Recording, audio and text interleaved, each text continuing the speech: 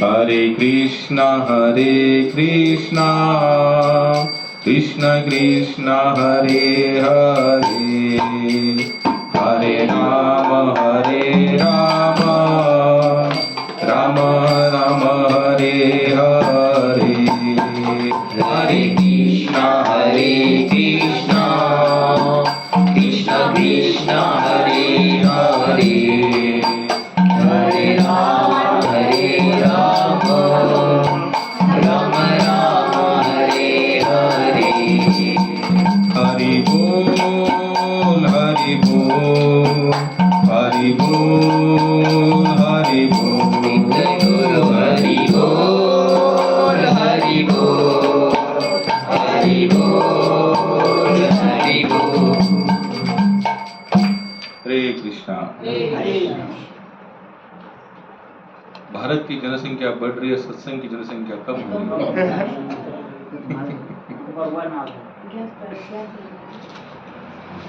सरकार वहाँ परेशान है कि वो जनसंख्या बढ़ रही है, और हम यहाँ परेशान की घट रही है।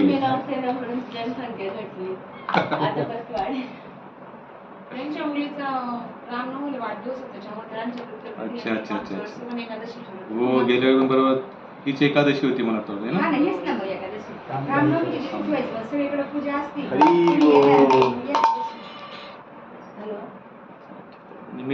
श्लोक नंबर 3 आणले, कोणी कोणी आणली भगवद्गीता?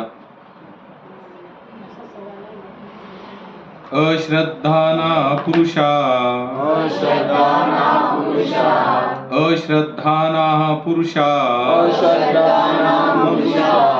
धर्मस्य परन्तप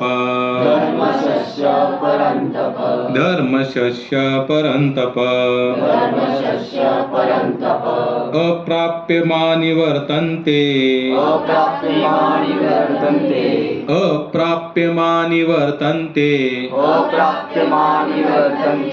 मृत्यु संसारवत् मरणी।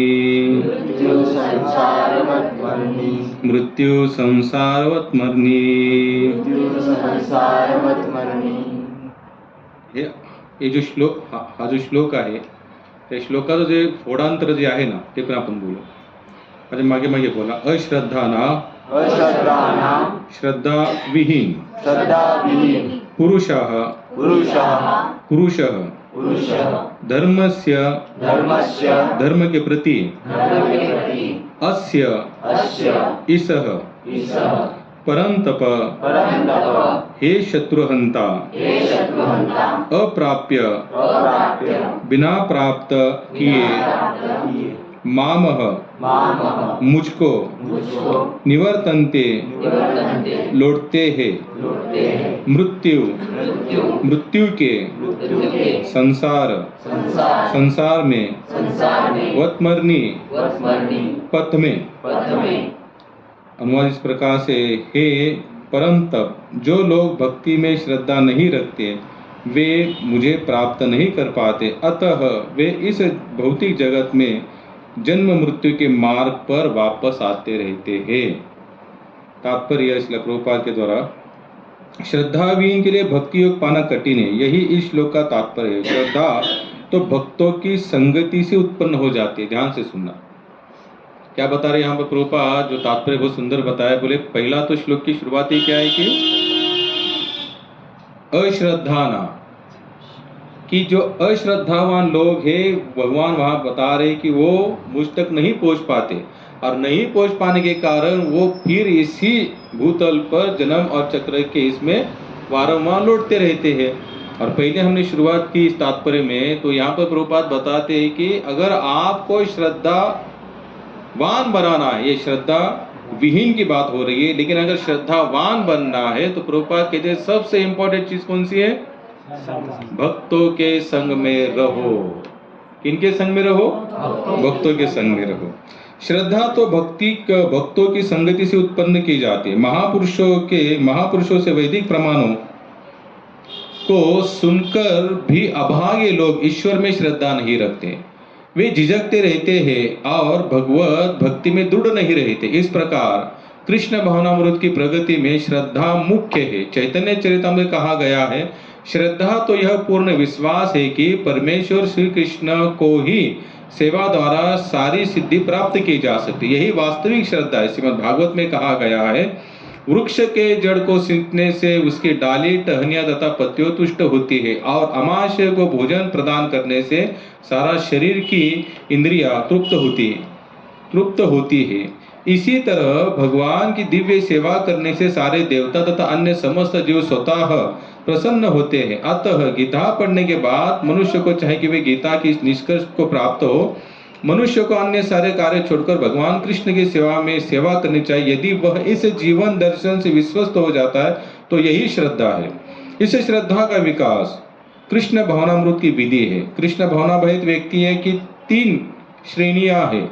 तीसरी कोटि में वे लोग आते हैं जो श्रद्धाहीन हैं। यदि ऐसे लोग ऊपर से ऊपर भक्ति में लगे रहे तो भी उन्हें सिद्ध अवस्था प्राप्त नहीं हो पाते। संभावना यही है कि कुछ लोग कुछ काल के बाद नीचे गिर जाते। वे भले ही भक्ति में लगे रहे किंतु पूर्ण विश्वास तथा श्रद्धा के अभाव में कृष्ण भावनामृत में उनका लगा रह पाना कठिन है। अपने प्रचार कार्यों के दौरान हमें इसका प्रत्यक्ष अनुभव है कि कुछ लोग आते हैं और किन्हीं गुप्त उद्देश्य से कृष्ण भावनामृत को ग्रहण करते हैं, किंतु जैसे ही उनकी आर्थिक दशा सुधर जाती है कि वे इस विधि को त्याग कर पुराने ढरे पर लग जाते। कृष्ण भावना केवल श्रद्धा के द्वारा ही प्रगति की जा सकती है। जहां तक श्रद्धा की बात है, जो व्यक्ति भक्ति साहित्य में हरे कृष्णा कृष्णा कृष्णा हरे हरे, हरे राम राम राम हरे। जहां तक श्रद्धा की बात है, जो व्यक्ति भक्ति साहित्य में निपुण है और जिसने दृढ़ श्रद्धा अवस्था प्राप्त कर ली, वह कृष्ण भावना की प्रथम कोटि की व्यक्ति कहलाता। दूसरी कोटि में व्यक्ति आते हैं जिन्हें भक्ति शास्त्रों का ज्ञान नहीं, किंतु स्वतः उनकी दृढ़ श्रद्धा है कि कृष्ण भक्ति सर्वश्रेष्ठ मार्ग, अतः वह इसे ग्रहण करते हैं। इस प्रकार वे तृतीय कोटि के उन लोगों से श्रेष्ठतर है जिन्हें न तो शास्त्रों का पूर्ण ज्ञान है और न श्रद्धा है, अपितु संगति तथा सरलता के द्वारा उसका पालन करते हैं। तृतीय कोटि के व्यक्ति कृष्ण भावनामृत से गुमराह हो सकते, किंतु द्वितीय कोटि के व्यक्ति गुमराह नहीं होते। प्रथम कोटि के लोगों को गुमराह होने का तो प्रश्न ही नहीं उठता।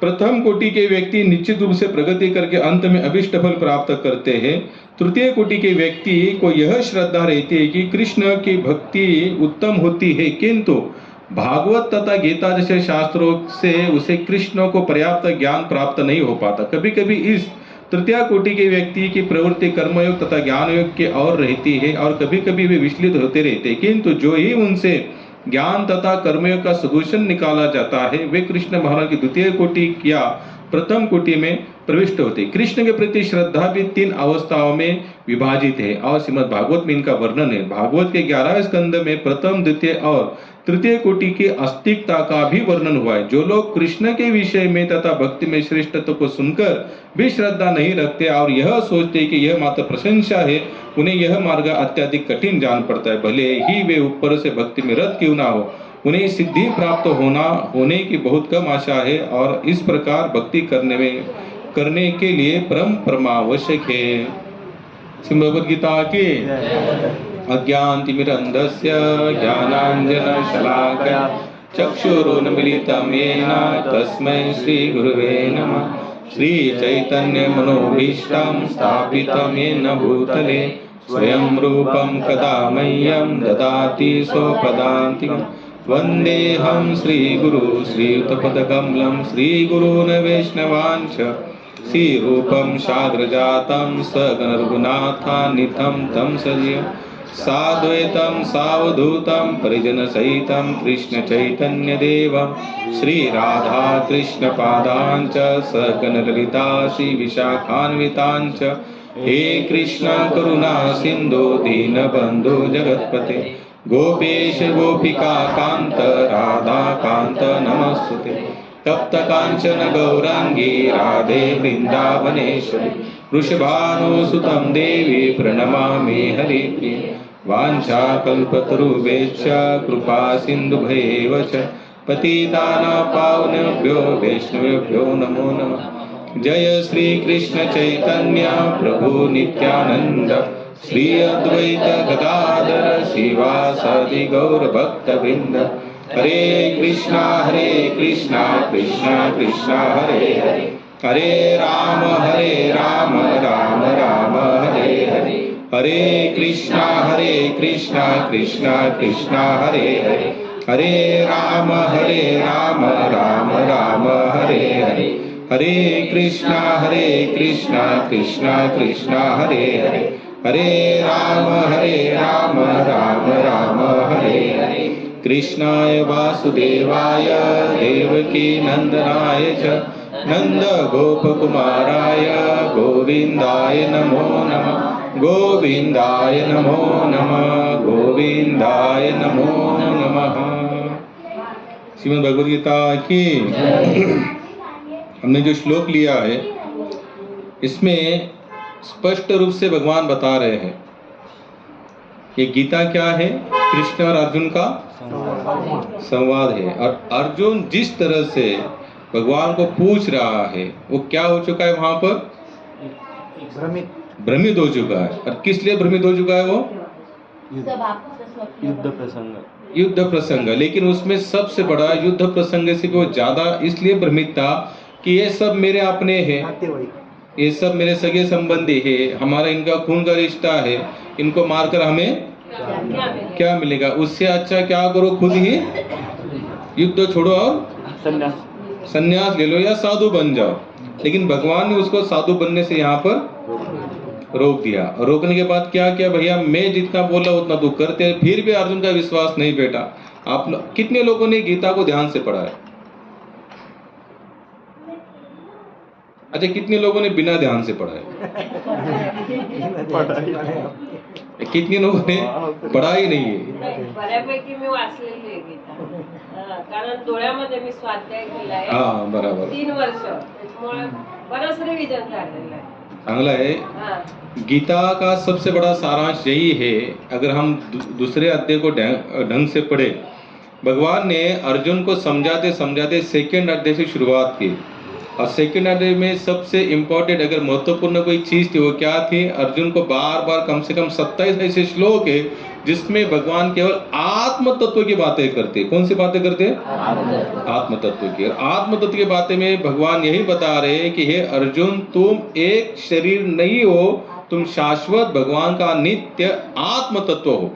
इसी से फिर भगवान ने आगे शुरुआत की। लेकिन इतना कहने के बाद भी अर्जुन का तीसरा चौथे पांचवें स्कंद तक उसको क्या चले, अध्याय तक फिर प्रश्न पूछ रहा है, फिर प्रश्न पूछ रहा है। फिर भगवान ने 11वें में क्या बताया अपना विराट रूप। 11 से लेकर कम से कम 16-17 अध्याय तक भगवान ये बताते, पानी में मैं हूँ, हवा में मैं हूँ, इसमें मैं हूँ, उसमें मेरे सिवा किसी और का अस्तित्व संसार में नहीं। इतना कहने के बावजूद भी अर्जुन सुनने के लिए, अगर वो अर्जुन की अगर वो अवस्था हो सकती है स्वयं कृष्ण समझाने के बाद भी, अगर अर्जुन बार बार प्रश्न, देखो यहाँ पर एक महात्मा ने बहुत सुंदर कहा, जब विश्व रूप दर्शन, जैसे हम लोग भी क्या चाहते हैं कि भगवान एक बार आपका दर्शन हो। कितने लोग चाहते हैं एक बार दर्शन करना?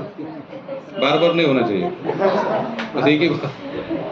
यहाँ पर जैसे हम लोग चाहते हैं, भक्ति की इच्छा होती है भाई भगवान एक बार तो आपका दर्शन हमें होने दो। यहाँ पर तो अर्जुन को भगवान ने पूरा विश्व रूप दर्शन बताने के बाद भी 11वें अध्याय के बाद भी अर्जुन के प्रश्न शुरू ही थे। यानी कि केवल दर्शन से भी कुछ होने वाला नहीं है, क्योंकि आत्म तो जो इंसान है, जीवात्मा का स्वरूप कैसे होता है? मायाबद्ध होता है, मोह से बद्ध होता रहता है। जैसे हमारे ध्रुव महाराज ने दर्शन करने के बाद भी, उन्होंने जब आप लोगों ने भागवत सुना ना, उनके भाई साहब थे, क्या नाम था उनका? ध्रुव महाराज के भाई साहब थे। कितने साल उन्होंने इस धरातल पर राज्य किया? उत्तम लिंग। कितने साल तक उन्होंने इस धरातल पर राज्य किया? 36,000 साल तक। 36,000 साल तक ध्रुव महाराज यहाँ पर राजा बने रहे। और भाई ने एक गलती की, हालांकि गलती तो उनके भाई की थी, लेकिन भाई की गलती हो जाने के बाद इन्होंने बिना सोचे समझे जाकर, कौन सी गलती थी कितने लोगों को याद है? हाँ, जो यक्ष थे ना, शिव जी के गण थे, उनका एक बहुत बड़ा बगीचा था, गार्डन था। तो ध्रुव महाराज के भाई साहब वहां चले गए और जाने के बाद कहते उन्होंने थोड़ा सा अपना भाई ताकत बताई। भाई इतने बड़े 36,000 साल ध्रुव महाराज के भाई साहब थे, साधारण तो कोई थे नहीं। तो उन्होंने वहां पर उत्पात मचाना शुरू किया। यक्षों ने समझाया, माने नहीं, यक्षों ने उनको मार दिया। मारने के बाद ध्रुव महाराज को पता चला, ध्रुव महाराज सेना लेकर आए और सभी यक्षों को मार दिया। अब यहाँ पर हम थोड़ा रुकेंगे। भक्तिपाद जी यहाँ पर बताते हैं कि दर्शन केवल मात्र से हम पूरी तरह से क्लीन हो सकते हैं, जरूरी नहीं है। जरूरी अर्जुन को विश्व रूप दर्शन दिखाने के बावजूद, अगर आप लोग कभी महाभारत को कभी ध्यान से पढ़ना, अर्जुन को बचपन से लेकर पांडवों को भगवान ने हर जगह पर बचाया, विशेषकर से अर्जुन को तो बहुत बार बचाया। महाभारत के ये खत्म होने के बाद भी अर्जुन ने कितनी बार ऐसी प्रतिज्ञाएं ली कि जिसके कारण अर्जुन फंस चुका था, फिर भी भगवान ने आकर उसको बचाया। और यहां तक जब भगवान अंतर्धान हुए, गोलोक धाम चले गए, उस समय उनको बता रहे जब अर्जुन कहां पर था, द्वारका में निवासी थे ना अर्जुन। तो जैसे सब कुछ समाप्त होने में अर्जुन कहां गए थे, द्वारका गए थे। और अर्जुन के सामने भगवान कहां चले गए, वैकुंठ चले गए। तो जाते थे उन्होंने क्या कहा, भाई देखो अभी जितनी मेरी पटरानी, आप इनको कहां लेके जाना, गोपियों के पास लेके जाना, उनको वो सुनती रहेंगी कथा तो उनको अच्छा लगेगा। तब अर्जुन को उसी समय भी अर्जुन को अहंकार हुआ, गर्व हुआ, देखो भगवान को मेरे पर कितना विश्वास है, इतनी मेरी यानी कि उनकी सभी रानियों का पूरा भार मुझ पर, सो उनको क्या कहते हैं, अर्जुन इनको लेके जाना। और 5 आदिवासी लोगों ने उनको हरा दिया। फिर अर्जुन को पता चला, रे मैं तो, मेरे बल पर आज तक मैंने कुछ किया ही नहीं था, जो भी बल था केवल भगवान का था। मैं आपको क्यों बता रहा हूं, क्योंकि इस अध्याय का जो शुरुआत था ना, इस श्लोक का अंतिम तक भगवान यहाँ पर श्रद्धावान लोगों की बात करते हैं। किन लोगों की बात करते हैं, श्रद्धावान लोगों की बात करते हैं। अच्छा बताइए, मैंने एक टॉपिक यहाँ पर छोड़ दिया, कितने लोगों को याद है, ध्रुव महाराज का उत्तम ने क्या किया, बगीचा पूरा तहस नहस कर दिया, यक्षों ने मार दिया, ध्रुव महाराज आए, यक्षों को मार दिया, तो रुक नहीं रहे थे। आखिर उनको कौन समझाने आए, मनु। मनु कौन है, स्वयं मनु कौन है, उनके दादाजी है। आखिर दादाजी समझाने आए, और समझाने का मतलब क्या था, वहां पर सत्संग हुआ।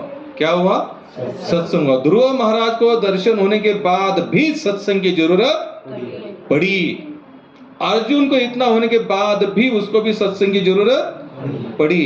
तो हम लोग ये कैसे गए, हम लोगों को तो अब तक तो दर्शन भी हुआ, यानी कुछ भी अनुभूति नहीं है। क्योंकि अनुभूति का सबसे सरल और सस्ता यानी कि अनुभव अगर हमें हो चुका है तो ये हम जान सकते हैं। कैसे जान सकते हैं, बिना सोचे समझे हम भगवान के भरोसे कोई भी काम करना शुरू कर देते। यहाँ पर हम आयोजन, नियोजन, मैनेजमेंट वगैरह कुछ नहीं करते।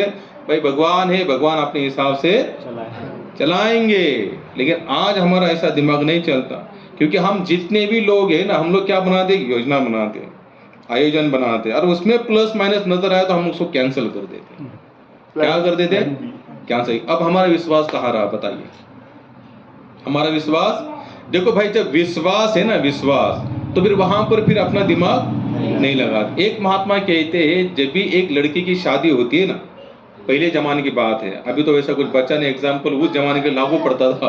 किसी लड़की की शादी होती है, माता पिता शादी तय कर आते हैं, लड़की को इतना कहते हैं, भाई देखो ये तुम्हारा वर है और इसके साथ तुमको पूरा जीवन बिताना है। और हम लोग जहां तक समझते हैं कि महीना, 2 महीने, 3 महीने की बात होती है, चर्चाएं होती है, बाद में शादी की डेट फिक्स की जाती है, और लड़की उसके साथ जाने के लिए क्यों, माता पिता पर पूरा विश्वास है कि माता पिता ने मेरे लिए जो भी स्थान ढूंढा है, जो स्थल ढूंढा है, वो क्या है, मेरे लिए योग्य होगा, उसमें मुझे कोई शंका नहीं है। संसार में भी हमें विश्वास डालने के बाद ये संसार आगे ढंग से चलता है। जहां पर विश्वास नहीं, आप लोग देखना वहां पर कितना क्लेशात्मक जीवन है, चाहे फिर बॉस हो, ऑफिस में हो, घर में हो, संसारिक जीवन हो, कहीं पर भी जाओ, जहां विश्वास की कमी है, जहां संशय शुरू हुआ, वो संबंध ज्यादा दिन चलने वाला नहीं है। कोई भी होने दो, मैं केवल भक्त और भगवान की बात नहीं कर रहा हूं, ये तो बहुत अलग संबंध है। यहाँ पर तो पूरा अंधा विश्वास डालना पड़ता है। भगवान पर कौन सा विश्वास डालना पड़ता है, अंधा। अभी हम लोग इस गीता में लिखा है, इसलिए हम लोग सब विश्वास से चले हुए। अब तो हमने भगवान को देखा नहीं ना, कितने लोगों ने देखा, इसमें से देखना होगा कि नहीं हमसे कभी, मरने से पहले कितने लोगों को देखने की इच्छा है, सबकी इच्छा है। तो क्या करना पड़ेगा हमको, 100% पूरा विश्वास भगवान पर डालना पड़ेगा। एक महात्मा कहते हैं कि संसार में विश्वास नहीं लगाना चाहिए, संसार में दिमाग लगाना चाहिए। क्या लगाना चाहिए यहाँ पर? दिमाग। कितने लोग यहाँ पर दिमाग लगाते हैं संसार में? बिल्कुल नहीं, कोई नहीं लगाता यहाँ पर दिमाग। अगर हम लोग दिमाग लगाना शुरू कर देंगे ना तो हमको समझ में आएगा यहाँ कोई किसका नहीं है। यहाँ पर जो भी चल रहा है, जब तक हमारी गाड़ी चल रही है तब तक सब गाड़ी में बैठने के लिए तैयार है।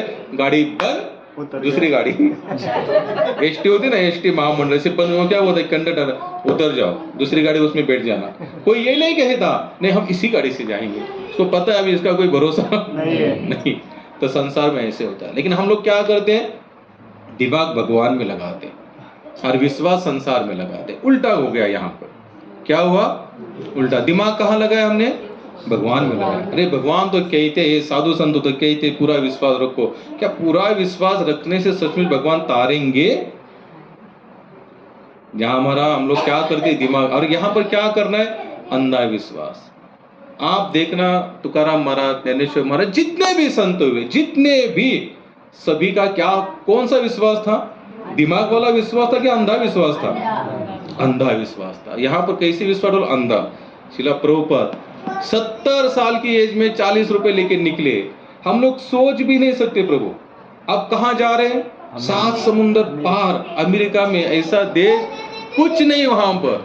हम लोग सोच सकते हैं अगर यहाँ से बंबई भी जाना होगा ना, कम से कम 2-3 हजार रुपए जेब में लेकर चलते। क्यों? क्योंकि हमको पता नहीं वहां कुछ होगा, सुविधा मिलेगी नहीं मिलेगी, होना चाहिए, कुछ भी हो सकता है। लोग कहते हैं भाई थोड़ा पैसा जेब में रखकर फिर हमको जर्नी करनी चाहिए। लेकिन यहाँ प्रभुपाद तो केवल 40 रुपए, यानी कि उस देश का केवल 5 रुपए था उस समय का। कितना? 5 रुपए। एक बंदा कितना उस विश्वास की मात्रा हम समझ भी नहीं सकते। हम इमेजिन भी वहां के लगभग हमारा कभी विश्वास उतना चाह भी नहीं सकता। लेकिन उसी विश्वास के कारण आज पूरे विश्व में प्रभुपाद का डंका बजता है। कौन सा विश्वास डाला उन्होंने? अंधा विश्वास था। अंधा था, लेकिन यहां से पूर्ण तो डोळस विश्वास होता। यानी कि अंदर से भी कौन सा विश्वास था उनका? पूरा पता था अगर भगवान करते हैं तो मेरा पूरा विश्वास है। उनके जमाने में भारत पाकिस्तान का युद्ध हुआ था 72 या 64 में ऐसा। तो वो एक सन्यासी के साथ कलकत्ता में रहते थे और उस समय न्यूज चल रही थी रेडियो पर कि कभी भी बंबई, कलकत्ता, दिल्ली, चेन्नई, मद्रास, जो बड़े बड़े शहर है, किसी भी शहर पर पाकिस्तान अणुबॉम्ब डाल सकता है जिससे पूरा शहर ब्लास्ट हो सकता है। तो वो सन्यासी और प्रभुपाद एक ही रूम में थे। तो उन्होंने विंडो में से बाहर देखा तो सब लोग सब कुछ छोड़कर जितना समेट सकते समेट कर कहाँ जाते थे? रेलवे स्टेशन की ओर चल रहे, क्योंकि अब इस शहर को अभी हमें खाली करना है।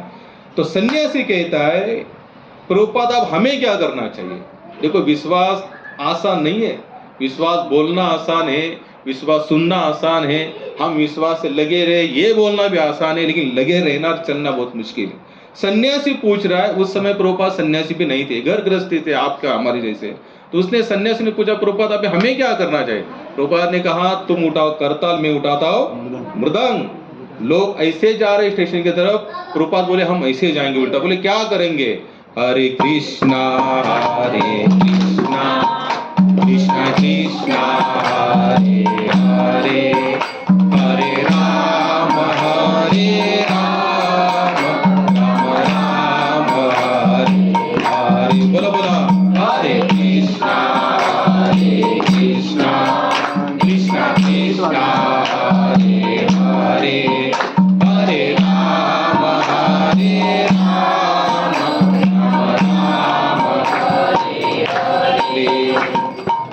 सोच सकते हैं हम लोग पूरा शहर खाली हो रहा है, सभी लोग स्टेशन की ओर जा रहे हैं और प्रभुपाद वो सन्यासी को लेकर क्या कर रहे हैं? कीर्तन कर रहे हैं। तो सन्यासी बोले इससे क्या होगा? बोले यही तो हमको बचा सकता है, भगवान का नाम ही हमको बचा सकता है और सही सचमुच बचा सकता है। प्रकृति जब अपना रौद्र रूप धारण करते ना, इंसान की पूरी योजना ठप हो जाती। आप लोग चैनल देखते न्यूज, 140 mm बारिश पूरे साल भर में गिरती है।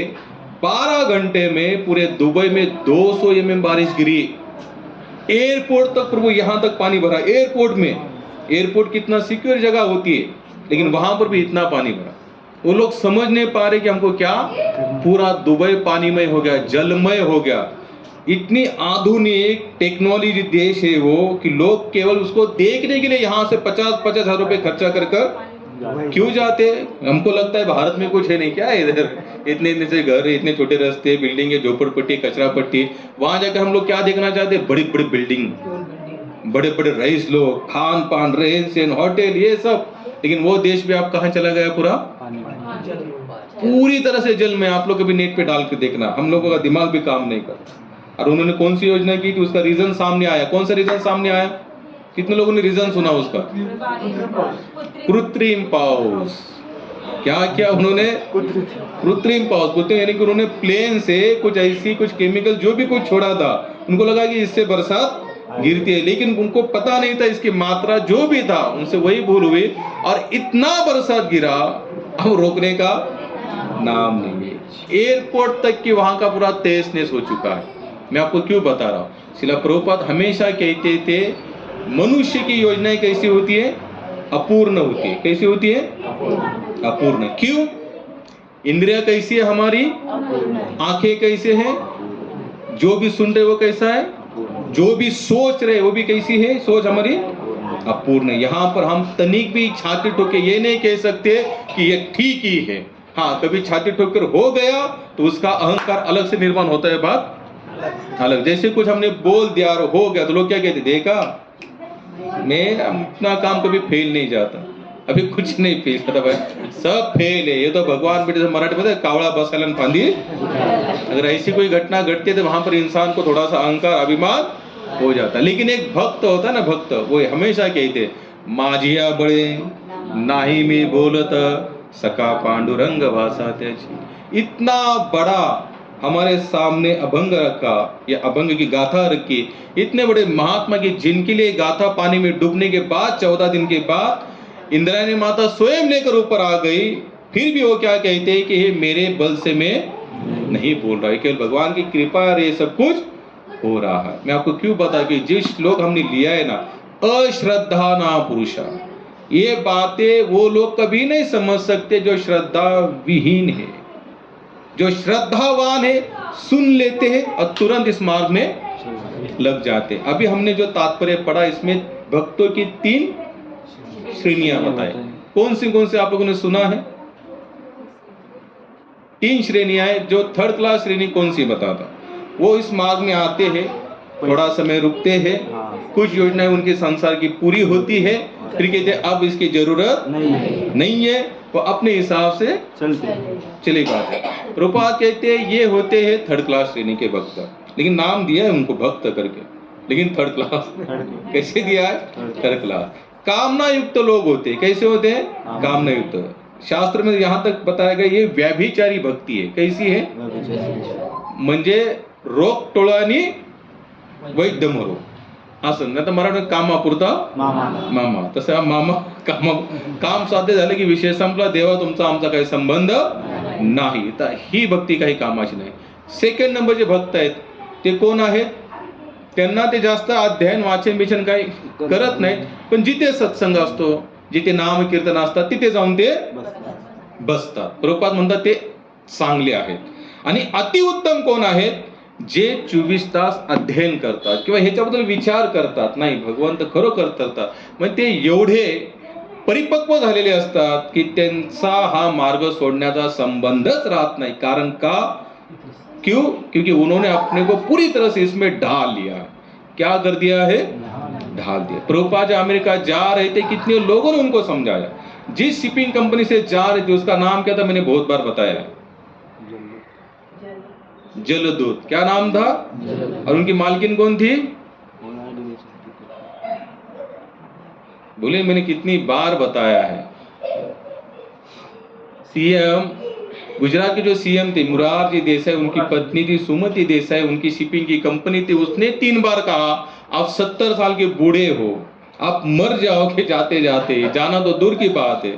उन्होंने 3 बार उनको फेल कर दिया, बोले मैं आपको नहीं भेज सकती, खारिज कर दिया। अब फिर भी वो जाते रहे, फिर भी वो जाते रहे। कितना समर्पण होना चाहिए। और कौन सा कार्य था? कोई बेनिफिट नहीं था उसमें उनका, वैयक्तिक जिसे हम कहते हैं कि कुछ लाभ प्राप्त हो, इसलिए हम मंदिर में जाते, उपवास करते, व्रत करते, दान धर्म करते। प्रभुपाद का तो कोई लाभ नहीं था। उल्टा वो जी जब से इस मार्ग में लगे तब से पत्नी छोड़ के चली गई, बच्चे छोड़ के चले गए, सगे संबंधी छोड़ के गए, इतना बड़ा बिजनेस खत्म हो गया, रास्ते पर आया और हाथ में कटोरा तक आया, लेकिन फिर भी कितने विश्वास के साथ लगे रहे। मुझे बताया क्या 3rd क्लास श्रेणी का बंदा ये सब कर सकता है? अगर हमारे पर ऐसी बारी आएगी तो मैं आपको लिख के देता हूँ, गिने चुने संसार में भक्त रहेंगे। लेकिन फिर भी भगवान कहते कि चतुर्विध भजताम, कि 4 प्रकार के लोग मुझे भजते हैं, जो कामना से भी आते, उनकी भी इच्छा में। ये जो जनसंख्या देख रहे हैं ना, बद्री, केदार, पंढरपुर, इधर उधर, इसमें अपवाद कुछ ऐसे भक्त गिने चुने निकलेंगे जो कामना रहित होकर भगवान के श्री चरणों में आते हैं। अगर कामना पूरी नहीं हुई तो क्या होगा? मंदिरों में कोई नहीं जाएगा, वहां पर लाइन बंद हो जाएगी। इसलिए तुकाराम म्हणतात, हौशी नवशी गौशी हव माझ्या पंढरपुरात। तो कुछ संत भी ऐसे आए, उन्होंने स्पष्ट रूप से कहा, भाई चलो ठीक है, कामना तो कामना लेकिन आओ, एक बार तो आओ। क्योंकि वो क्या बताते, अगर एक बार आप अगर आते हो, भले आप उनका दर्शन ना करो, भगवान तो आपको देखेंगे। जब वो आपको देखेंगे तो इस जन्म नहीं तो यही आने का किसी न किसी जन्म में वो पुण्य आपको फिर इस भक्ति मार्ग पर लाएगा। लेकिन इसके लिए क्या होना चाहिए? श्रद्धावान, श्रद्धा विहीन नहीं। क्योंकि भगवान स्पष्ट रूप से बताते, जो अश्रद्धा से भरा पड़ा है इस मार्ग में कभी चल ही नहीं सकता। जैसे दुर्योधन ने भी भगवान के आगे पीछे बहुत करता था। आप लोग महाभारत को भी ध्यान से पढ़ेंगे ना, उसमें दुर्योधन श्री कृष्ण के आगे पीछे जितना डोलता रहता था ना, उतने तो पांडव भी नहीं डोलते थे। लेकिन उसका टारगेट क्या था? कैसे भी कर कर इसको अपनी तरफ खींच लो। क्या करो? इसको एक बड़ा सा सीट दे देंगे हम, अपने पार्टी में चला आया तो अपना बहुमत ऐसे ही बढ़ जाएगा। लेकिन भगवान कैसे थे? एकदम वो केवल भक्त के अधीन है। भगवान देखा जाए तो भगवान को अधीन करने की किसी में क्षमता नहीं है, जीवात्मा के अंदर तो बिल्कुल नहीं है, लेकिन एक भक्त के अधीन है, क्योंकि भावग्राही जनार्दन। भगवान कैसे? वो भाव के भूखे हैं। दुर्योधन ने इतना प्रयास किया और जो लास्ट में हमने सबने सुनाई है, 56 भोग दिखाने के बाद भी भगवान ने स्पर्श देखा तक नहीं, और कहाँ चले गए? विदुर के। और वहीं से बोले कि अर्जुन जाने के बाद भी कौन सा पक्ष चुना उन्होंने? अर्जुन का, पांडवों का पक्ष चुना। हालांकि ये संधि तो भगवान ने दोनों को पहले दे ही दी थी कि दुर्योधन तुम भी मुझे चुन सकते हो, लेकिन जो मठ होते ना, वो भगवान की माया शक्ति को चुनते हैं, लेकिन माया जो माया होती है उसको चुनते हैं। लेकिन जो माया के धीश है, मायाधीश जिनका नाम है, जैसे द्वारकाधीश है ना, धीश का मतलब होता है कि वो चीज अपने अंडर में कर लेना। और भगवान ने क्या कि माया को तो अपने अंडर में कर लिया। तो अर्जुन ने किनको चुना? केवल भगवान श्री कृष्ण को। जानते थे कि जहां कृष्ण विराजमान है वहां पर कभी भी अपयश, हाँ थोड़ा स्ट्रगल हो सकता है, थोड़ा हो सकता है कुछ खोना भी पड़ सकता है, लेकिन भगवान कभी अपने भक्तों का हरने नहीं देते। तो सेकेंड क्वालिटी के कौन से भक्त हैं? 3rd क्वालिटी हमने देख लिया, जो कामना से आते हैं, कामना पूरी हो जाती है तो सत्संग, मर्दिंग, जप माला, ध्यान, उपास, आपा सब कुछ, क्योंकि आपको तो हमारी इच्छा पूरी हो गया, भगवान के पास क्यों जाए। सेकंड नंबर वाले कौन है? जो सत्संग में आते हैं। लेकिन प्रभुपाद यहाँ पर मेंशन करते हैं सबसे फर्स्ट क्लास कौन से? जो श्रद्धा से लगे रहते हैं, सब कुछ खोने के बाद भी इस मार्ग को छोड़ते नहीं है। यहाँ पर हमारे जीवन में थोड़ा सा प्लस माइनस होने दो। कितना? थोड़ा सा प्लस माइनस होगा। हमारी माला में भी हमारा ध्यान नहीं लगेगा, सत्संग में जाने की इच्छा नहीं हो, समझो घर में कुछ उलट पुलट हो जाता है। क्योंकि देखो संसार है, एक जैसा कोई भी दिन नहीं है। अगर आज मेरे लिए सुख का दिन है तो हो सकता है यही कल मुझे दुख देंगे, क्योंकि ये फिक्स है। संसार को हम इसको, क्योंकि संसार का सत्य भी यही है। स्वामी भक्तिपाद जी बताते, बोले भगवान के 2 रूप है। कितने रूप है? 2। एक वो रूप है जो सुखमय रूप है, और वो रूप है जो दुखमय है। अब सुखमय रूप वाला तो हर कोई चाहता है कि इसी रूप में रहे, यानी कि हमारे यहाँ पर सुख, शांति, ऐश्वर्य हमेशा बढ़ते रहे। ये कौन नहीं जानता? सभी लोग चाहते हैं ना। लेकिन एक वो भी रूप है कि भगवान क्या करता है कि भक्तों का सब एक बार हर लेता है। क्या करता है? सब हर लेता है। अब हरने वाला रूप कितने लोग चाहते हैं कि वो हमें दिखे? तक तो कोई नहीं चाहेगा, लेकिन एक दिन उसका भी सामना, क्योंकि संसार एक जैसा रहने वाला नहीं। और कुछ भी नहीं हुआ तो फिर भागवत बता दे, मृत्यु सर्व हरच्यानम, मृत्यु तो एक दिन सब कुछ आपका हरने वाला है, तो उसके पहले सुधर जाओ। मैं आपको लिख के देता हूं, अगर आप लोग प्रामाणिकता से भगवान की भक्ति मिले, साधना के साथ, भजन के साथ, त्याग के साथ, तो अंतिम क्षण हमारा जितना मीठा होगा ना, उतना मीठा किसी का भी नहीं होगा। जैसे हमने जिनसे दीक्षा ली, स्वामी भक्तिपाद जी को जब डॉक्टर ने कहा आप 6 महीने से ज्यादा चलने वाले नहीं है, तो महाराज मंदिर आए, पैसा निकाला और कहा कि जो जिसको खाना है सब पार्टी करेंगे। बोला, हम लोग सोच में पड़ गए, बोले आज तो कोई उत्सव नहीं, कोई त्योहार नहीं। तो महाराज ने ऐसा क्यों कहा? एक दिन ने पूछा, महाराज आज क्या विशेष है? बोले मुझे डॉक्टर ने बता दिया है कि मुझे गले का कैंसर हुआ है, 6 महीने से ज्यादा चलने वाला हूँ, और मुझे लग रहा है कि आप वो मिलन की घड़ी नजदीक आ गई है।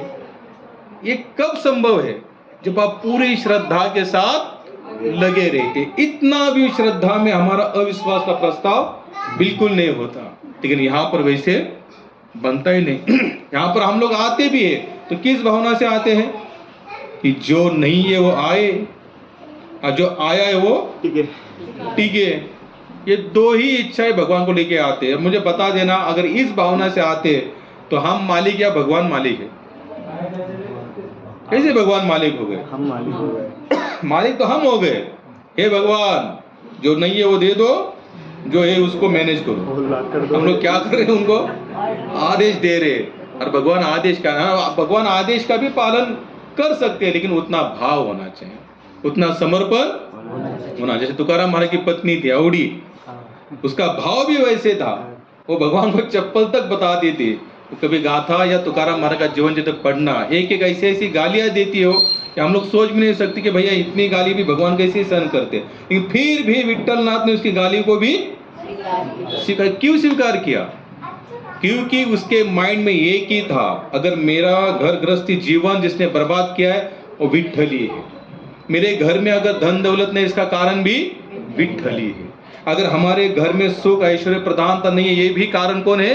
विट्ठल। जो भी कुछ हो रहा है इसके पीछे का कारण विट्ठल। उसने किसी और को कारण भी नहीं माना, तो कम से कम उस कारण के कारण तो उसकी 24 घंटे उसकी मति वही बनी रही कि विट्ठल के कारण, विट्ठल के कारण, विट्ठल के कारण। और आखिर भगवान विट्ठलनाथ ने उसको भी दर्शन दिया, लेकिन वो इतनी श्रद्धा वाली थी नहीं। तो जब तुकाराम महाराज ने कहा कि चलो, तो वो बोली नहीं, क्या बाकी है मेरी? जल जाएगी। ये भाकरी जल जाएगी आपके वैकुंठ के चक्कर में। बोले नहीं आना है तो मैं तो अकेला चला जाऊंगा। बोले वो भाव भी हमें किसी काम का नहीं। भाव कैसा होना चाहिए? जैसे भगवान ने रखा है वैसे रहो। भगवान जो जो कर रहा है उसमें क्या देखो, केवल उसकी लीला नजर आनी चाहिए। क्या नजर आनी चाहिए? लीला। वहां पर दोष नजर नहीं आने चाहिए। क्या नहीं नजर आने चाहिए? दोष नजर नहीं आने चाहिए। लेकिन हमारा पूरा स्वभाव भाव पूरा उल्टा है। हमारे मन जैसे नहीं होते तो हमें क्या नजर आता है? भगवान में भी हम खोट देखते हैं। क्या देखते हैं? जैसा अभी की बात है, इस साल भी होली में बरसाने में कम से कम 14 लोग मारे गए। जब कुछ लोगों का भाई, जब भी न्यूज चैनल वाले, जब हालांकि भीड़ भी बहुत करते लोग, आप लोग देखना कि हम लोग जितना भक्ति मार्ग में अग्रसर होने की सोचते हैं ना, अगर आपको किसी और का दुख देखने के बाद अगर आपके मन में ये नहीं आ रहा है भाई मेरे कारण दुख हो रहा है, तो हम साइड में हो जाते। भैया आप आगे चलो, आप बांके बिहारी जाओ या बरसा नंदगांव जाओ, वहां पर इतनी भीड़ होती है। गए साल भी बांके बिहारी ने कम से कम 7 से 8 लोग वो भीड़ भाड़ में मारे गए। तो मुझे बताइए कि वहां पर क्या भगवान होंगे? अब भगवान के सामने अगर ये सब स्थिति होती है, क्या सच में भगवान वहां पर किसी को मिलेंगे? बिल्कुल नहीं मिलेंगे, क्योंकि इससे कोई लगाव नहीं। स्पष्ट रूप से बताया जाता है, जैसे जो भगवान, जो भक्त की 3 श्रेणियां है ना, ऐसे और भी एक दर्शन करने की भी 3 प्रकार के भक्त होते हैं। एक वो होते हैं जो केवल भगवान के फोटो में भगवान नजर आते हैं उनको। कहां पर? भगवान के फोटो में भगवान नजर आते हैं, वो 3 नंबर के भक्त हैं। सेकंड नंबर के भक्त कौन है? जो केवल सत्संगी और भगवान, इन दोनों में उनको अच्छा लगता है। जैसे हम लोग आते हैं सत्संग में, जैसे हम लोग कहीं मिलते हैं, प्रभु जी हरे कृष्णा, कुछ परेशानी है, कुछ मदद कर सकता हूँ, हम लोग भाई क्योंकि अपनापन जुड़ा है ना यहाँ पर। जैसे मैंने अभी पाटिल माता को कल बता दे कि आप थोड़ा सा महाप्रसाद लेके आना, हमको बनाने में आलस होता है, घर में कोई है नहीं, तो माता जी का नहीं चलो ठीक है मैं लाएंगे बना। तो हम भक्तों में आपस ही थोड़ा सा आदान प्रदान होता है, यहाँ तक ठीक है। लेकिन सबसे उच्चतम श्रेणी का भक्त कौन सा है? सब में, जो सब में भगवान को देखता है। कहाँ देखता है? सभी जीवात्मा में भगवान का वो दर्शन करता है, वो सबसे उच्च श्रेणी का भक्त है। और ऐसे श्रेणी के भक्त के लिए भगवान भी कुछ भी करने के लिए तैयार होते हैं। तो हमको कौन सा श्रेणी का बनना है? उच्च कोटि का। आप लोग देखना, जितने भी महात्मा हुए उनके अंदर कभी भेदभाव नहीं रहा। तुकाराम महाराज का तो अभंग है, विष्णुमय जग वैष्णवांचा धर्म, भेदा भेद भ्रम अमंगल।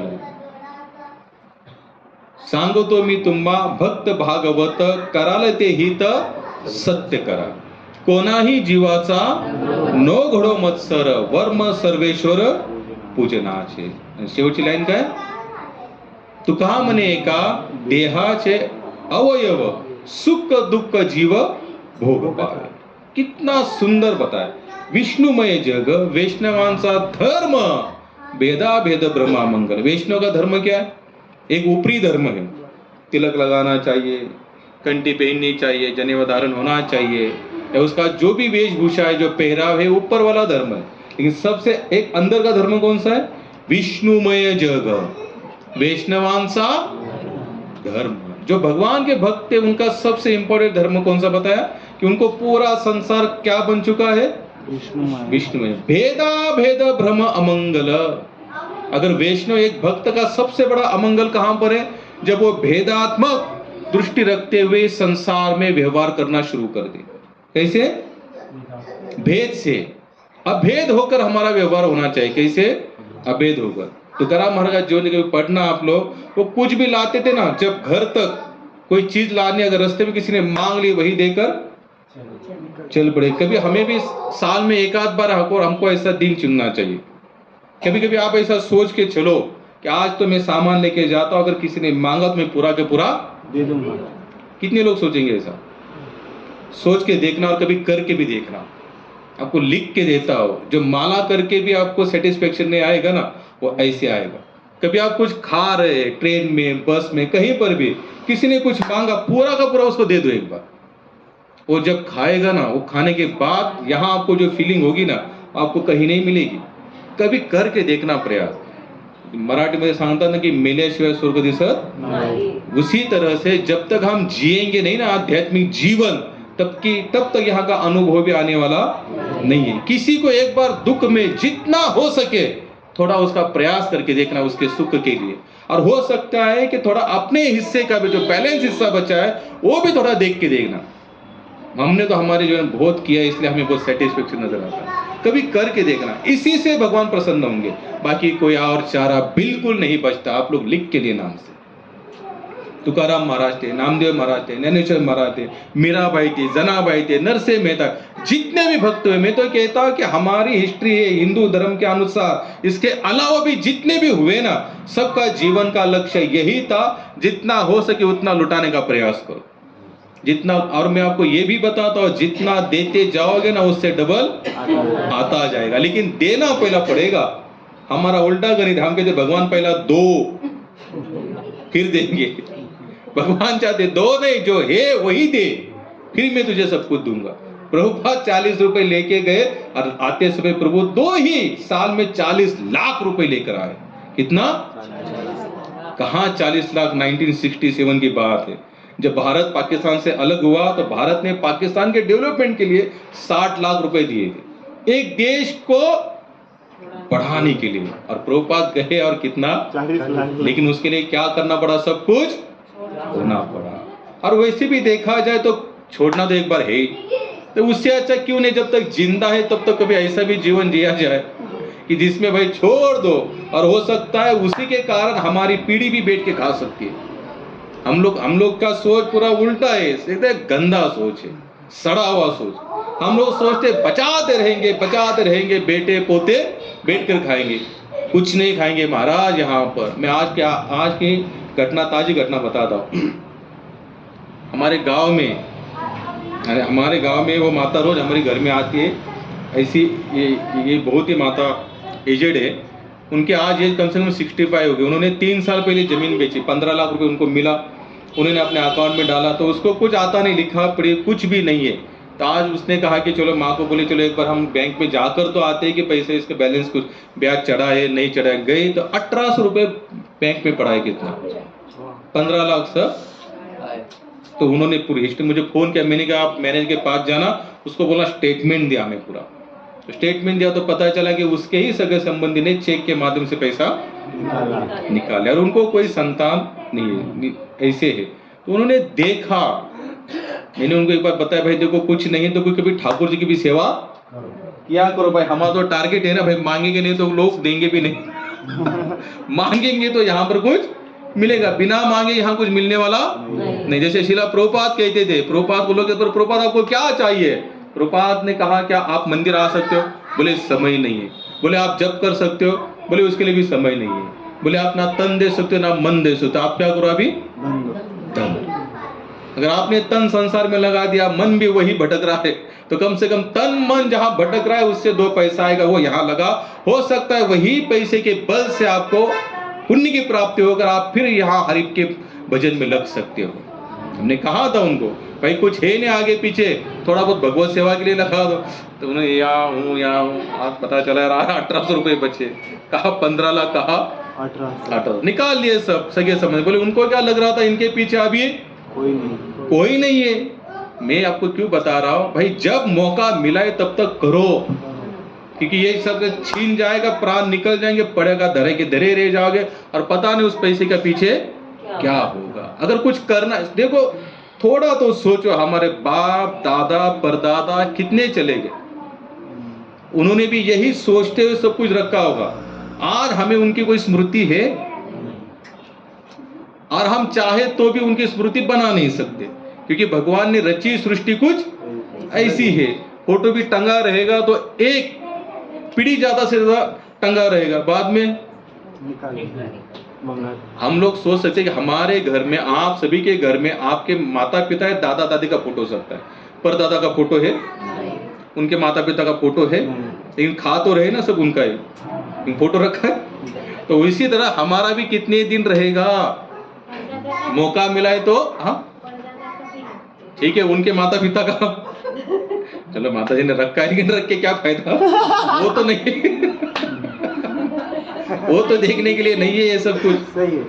कहने का मतलब क्या होता है भाई, जब मौका मिला है तब चौका पता नहीं है देह सब छूट जाएगा तो कुछ बचने वाला, तो फिर हाय हाय करना पड़ेगा। आप लोग कभी शास्त्र का अध्ययन कभी ध्यान से करना करो, बच्ची है, पति पत्नी जो भी है, एक व्यवहार अपनी सीमा तक करो, इतना उसमें अटैच मत हो जाए कि आप सत्य से दूर हट जाओ। सत्य को भी हमेशा ध्यान में रखना चाहिए। दशरथ जी ने एक बार आईने में देखा कि अपने दाढ़ी में सफेद सा बाल है, उन्होंने तुरंत क्या सोचा, राम जी अभी आप विराजमान हो जाओ। बोले क्यों? बोले अब मैं बूढ़ा हो रहा हूँ, अब फिर आप क्या आ जाएंगे? बोले मेरे पास आपको विराजमान कर दूंगा और मैं तो अपने उद्धार के लिए निकल पड़ूंगा। लेकिन हमने कुछ ऐसे रखा, कुछ नहीं, हमारे एक बाल के पूरे बाल सफेद हो जाते, फिर भी हम आपसे छूटना नहीं चाहते। क्या होगा इससे बताओ?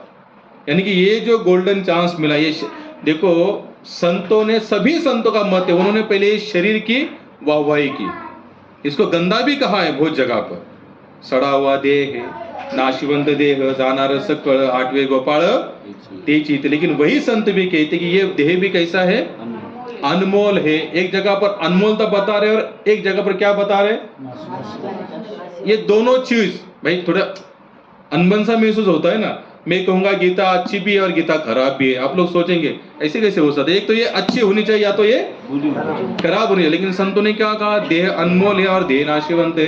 अनमोल उस लिए है, अनमोलता इसकी समझ लो और इस अनमोल से अनमोल की सेवा करो, तो ये अनमोल है। अन्यथा अगर आपको लगता है देह से भोग करना है, तो उन्होंने आगे की भी डिग्री बता दी, भाई देह ज्यादा कुछ है नहीं, मलमूत्र से भांड भरा हुआ है, हाड़ मांस का एक थैला है, इसमें से प्राण निकल गए, गिर जाएगा, जला दिए जाएंगे, आधे 1 घंटे तो कार्यक्रम खत्म। लेकिन एक जगह पर ऐसा कहा और एक जगह अनमोल था। इसलिए कहा अनमोल इसलिए कि इसी देह से आप भगवान को प्राप्त कर सकते हो। कितने सारे जीव सृष्टि संसार में है, लेकिन क्या अलग अलग जीव सृष्टि में से आपने कभी देखा कि कुत्ते के समाज में कोई संत हुआ, गधे के समाज में कोई संत हुआ, चूहे के समाज में कोई संत हुआ? लेकिन मनुष्य के समाज में अनेक अनेक संत हुए जिनकी विचारधारा एकदम हाई लेवल की थी। उन्होंने देखा कि संसार किसी का है नहीं, यहाँ पर हम रहने के लिए नहीं आए हैं। उन्होंने आत्म जिज्ञासा की, भगवान की कृपा प्राप्त हुई। उन्होंने अनेक अनेक ग्रंथ आगे हमारे सामने लिखकर रखे। क्यों रखे? क्यों रखा होगा? ये हमारे पास आज जो बचा है, या तुकाराम गाथा, ज्ञानेश्वर महाराज क्यों रखे होंगे? मार्गदर्शन। किस चीज का मार्गदर्शन? भगवान को कैसे पाना है। पाना है तो आपको कैसे विश्वास के साथ लगे रहना है, इंद्रियों को कैसा दमन करना है, बुद्धि को कैसे उसमें लगाते रहना है। और ये सब जानने के लिए जैसे प्रभुपाद बताते यहाँ पर तात्पर्य में, आपको क्या करना है? संग। क्या करना है? संग। वैष्णवा संगे सुखवाटे देवा। तुकाराम महाराज बता दे कि हे भगवान, मुझे आपके साथ आनंद लग रहा है, लेकिन जो आपके भक्त है ना, उनके साथ और ज्यादा आनंद हो रहा है। क्या हो रहा है? ज्यादा। क्योंकि भक्तों के साथ बैठने के बाद कौन सी चर्चा होती है? भगवत चर्चा होती है, हरि की चर्चा होती है। तो हरि की चर्चा जीवात्मा को क्या देती है? आनंद देती है। कबीर जी कहते थे, गधे को गधा मिला हो गई 2-2 लात। गधा क्या कहेगा? तेरी लात मेरी लात कितनी लगती देखते। और ज्ञानी से ज्ञानी मिला तो होगी 2-2। संतों ने स्पष्ट रूप से बताया है, अगर आपका सत्संग गलत हुआ, आपका सर्कल गलत हुआ, तो समझ लेना आपका पतन निश्चित है। और आपका सर्कल अच्छा है, आप सत्संग में लगे हुए हो, तो वही कारण आपका उद्धार का भी बन सकता है। तो हमें जो भक्त बनना है, कैसे बनना है? श्रद्धावान। और श्रद्धा बढ़ाने के लिए क्या होना चाहिए हमें? सबसे बड़ा भक्तों का संग, और संग के माध्यम से हरि का नाम चिंतन। और इस युग में ज्यादा करके भगवान नाम के सिवा हमें कोई भी मार्ग दूसरा बचने वाला नहीं। आप संसार के किसी भी कोने में जाना, किसी भी कोने में जाना, लेकिन आपको कुछ मिलने वाला है नहीं। अभी मैं दिल्ली गया था, दिल्ली से गुड़गांव गया था, एक काम था। मैं जहां पर बैठा था तो वहां पर चर्चा से आध्यात्मिक चर्चा निकली। अब आप जैसे सुनने वाला एक था, और एक पूरी तरह से श्रद्धा विहीन था। तो मैं एक टॉपिक के लिए चला गया था, कुछ प्रॉपर्टी बेस्ड था अपनी संस्था के हिसाब से। तो मैंने कहा भाई हमारी संस्था की जमीन यहाँ पर है, ऐसा वैसा, वही बात चल रही थी हमारी। तो एक जन सुनने वाला बहुत प्रेम से सुन रहा था। फिर बात से क्या हो, थोड़ा सत्संग की भी चर्चा वहां पर चलने लगी। तो एक पूरी तरह से नास्तिक बंदा था। बोले महाराज आप इतना बोल रहे हो त्याग और वैराग्य की भाषा, आप क्यों यहाँ पर आ रहे हो? और आप आए महाराष्ट्र से आए, किस लिए आए यहाँ पर? जमीन का टुकड़ा देखने के लिए। बोले आपको भी तो यहाँ पर ये है ना, लोभ है, तो हम कैसे माने कि आप लोभी नहीं हो? मैंने कहा आपके पास भी जमीन का टुकड़ा है? बोले हाँ, मैं भी घर में रहता, हमारी जमीन खेती है। तो बोले कि आप छोड़ने के लिए तैयार हो कभी? क्या आप कभी छोड़ सकते हो? क्या आपने उसको कभी भगवान का माना है? तो बोले नहीं। बोले मैं क्यों मानूं भगवान का? हमारे बाप ने खून पसीना से कमाया हुआ है, इसलिए तो हमने इसको संभाला हुआ है। और थोड़ी ना भगवान आए थे यहाँ देने के लिए। संत कहते हैं सब भूमि गोपाल की। संसार में जो जितनी भूमि है किनकी है? भगवान। इसका एक ही मालिक है, इस पूरे ब्रह्मांड का। कौन? भगवान है। हमारा 7-12 पर नाम कब तक रहेगा? जब तक जिंदा है तब तक। मर गए रे गए। आजकल तो मरने से पहले वकील, अगर आपके संबंध में, वो वकील ही कहते हैं भाई मरने से पहले सब कुछ लिख के जाओ, नहीं तो जैसे तुम जाओगे पीछे तूफान, क्या हो जाएगा घर में? तूफान। इतना बताने के बाद भी हमारे आंखें नहीं खुलती। यानी कि हमको ये पता भी है जाते हमारे साथ कुछ आने वाला नहीं है, लेकिन फिर भी पड़े हुए हैं, लगे हुए, मेरा करते करते। अब ये छूटने वाला तो है नहीं। हमने कहा भैया आप कहते हो ये आपका, हम कहते ये भगवान का है। आप वहां पर घर बांधोगे, हम यहाँ पर मंदिर बांधेंगे। आपके केवल सगे संबंधी आएंगे, 4 ही लोग आएंगे जो आपको मानने वाले होंगे। हमारे यहाँ पर तो हमको नहीं मानने वाले को हम लोग क्या करते? आप आपके घर में उतने लोगों को खिलाओगे जितने आपकी कैपेसिटी है, या जिसको आप लाइक करते हो, पसंद करते हो। लेकिन हमारे मंदिर में तो कितने भी आने तो हमको सबको बैठते और बोले ये फर्क है तुम्हारी जमीन और हमारे जमीन में, इसलिए ये हमारा जमीन है ही नहीं। लेकिन हमको क्यों करते? क्योंकि ये सिस्टम है, व्यवहार है। भाई जिसका कागज पर नाम होगा वो जमीन, अगर संस्था का नाम होगा तो वो जमीन संस्था की होगी। तो ऐसी बात वहां पर हमारी चली। मैं आपको क्यों बता रहा हूं? क्योंकि श्रद्धा विहीन जो लोग हैं वो कभी भी इस बात को समझ नहीं सकते। एक भक्त भी सब कुछ सामान लेके चलता है। जैसे प्रभुपाद को एक जन ने 50 लाख की गाड़ी दी उस समय में। अब सन्यासी थे और भारत में लेकर आए। आज भी 50 लाख की गाड़ी बोले तो बहुत बड़ी बात है। तो आज के समय में, तो उस समय की बात कर रहा हूं। एक जन ने पूछा, बोले प्रभुपाद आप सन्यासी हो, आपको इतनी बड़ी गाड़ी की क्या जरूरत है? प्रभुपाद ने कहा ऐसी 100 गाड़ी भी मेरे लिए कम है।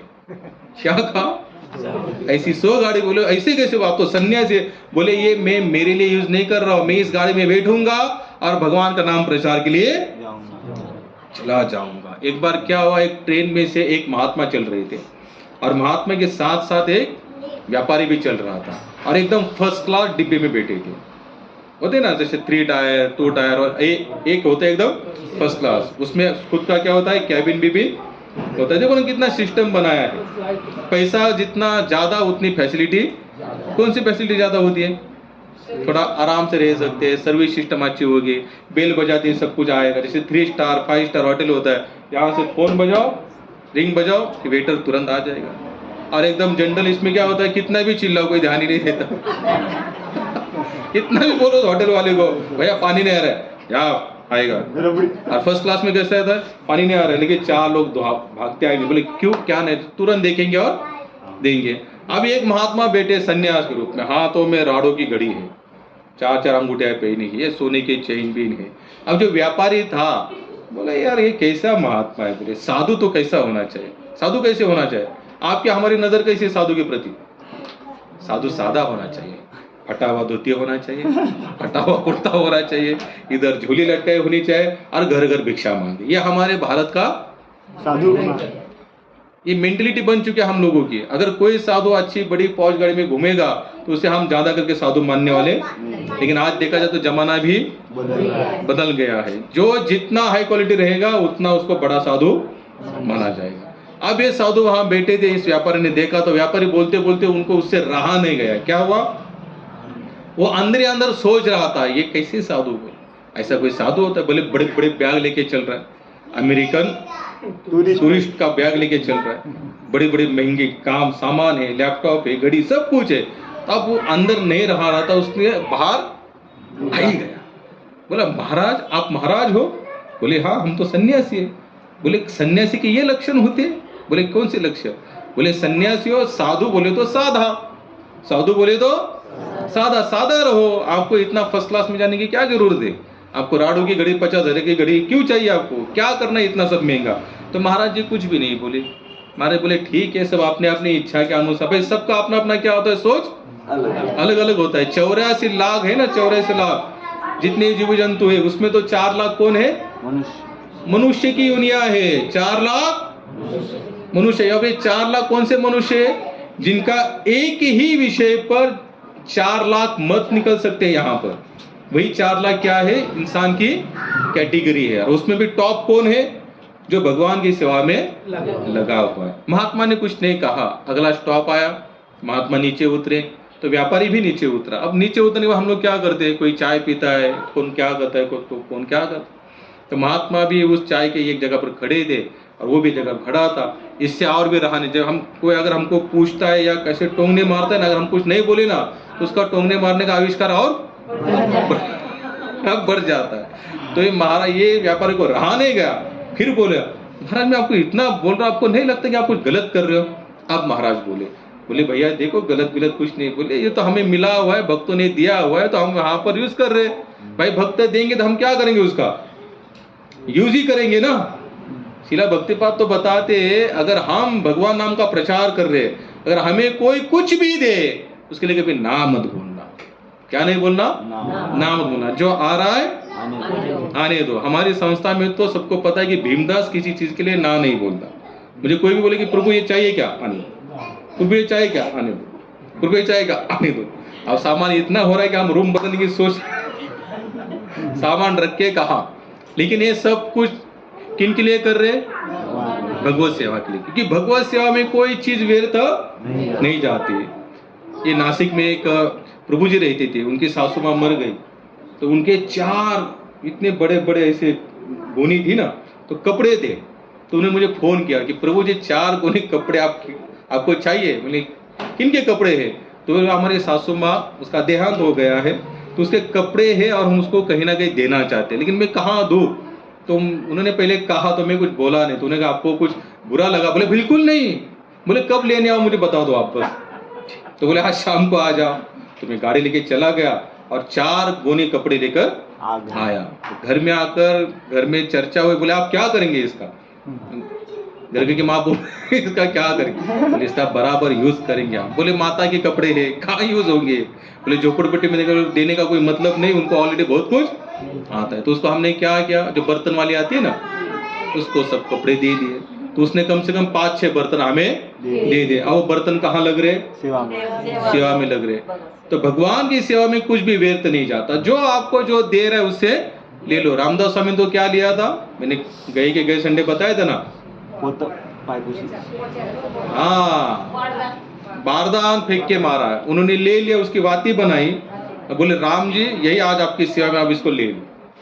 भक्तिपाद जी तो यहाँ तक बता दिए, उनको तो जो कोई कुछ भी दे कभी उन्होंने ना नहीं कहा, लेकिन कहाँ लगा देते सब? भगवान। वैराग्य, लोग कहते वैराग्य का मतलब होता है कि इसको नहीं लेना उसको नहीं लेना, गलत है। सिर्फ भक्तिपाद बता दे, इस संसार में आसक्ति वैराग्य दोनों फंसाते हैं। आसक्ति तो फंसाती है ही, वैराग्य कैसे फंसाता है?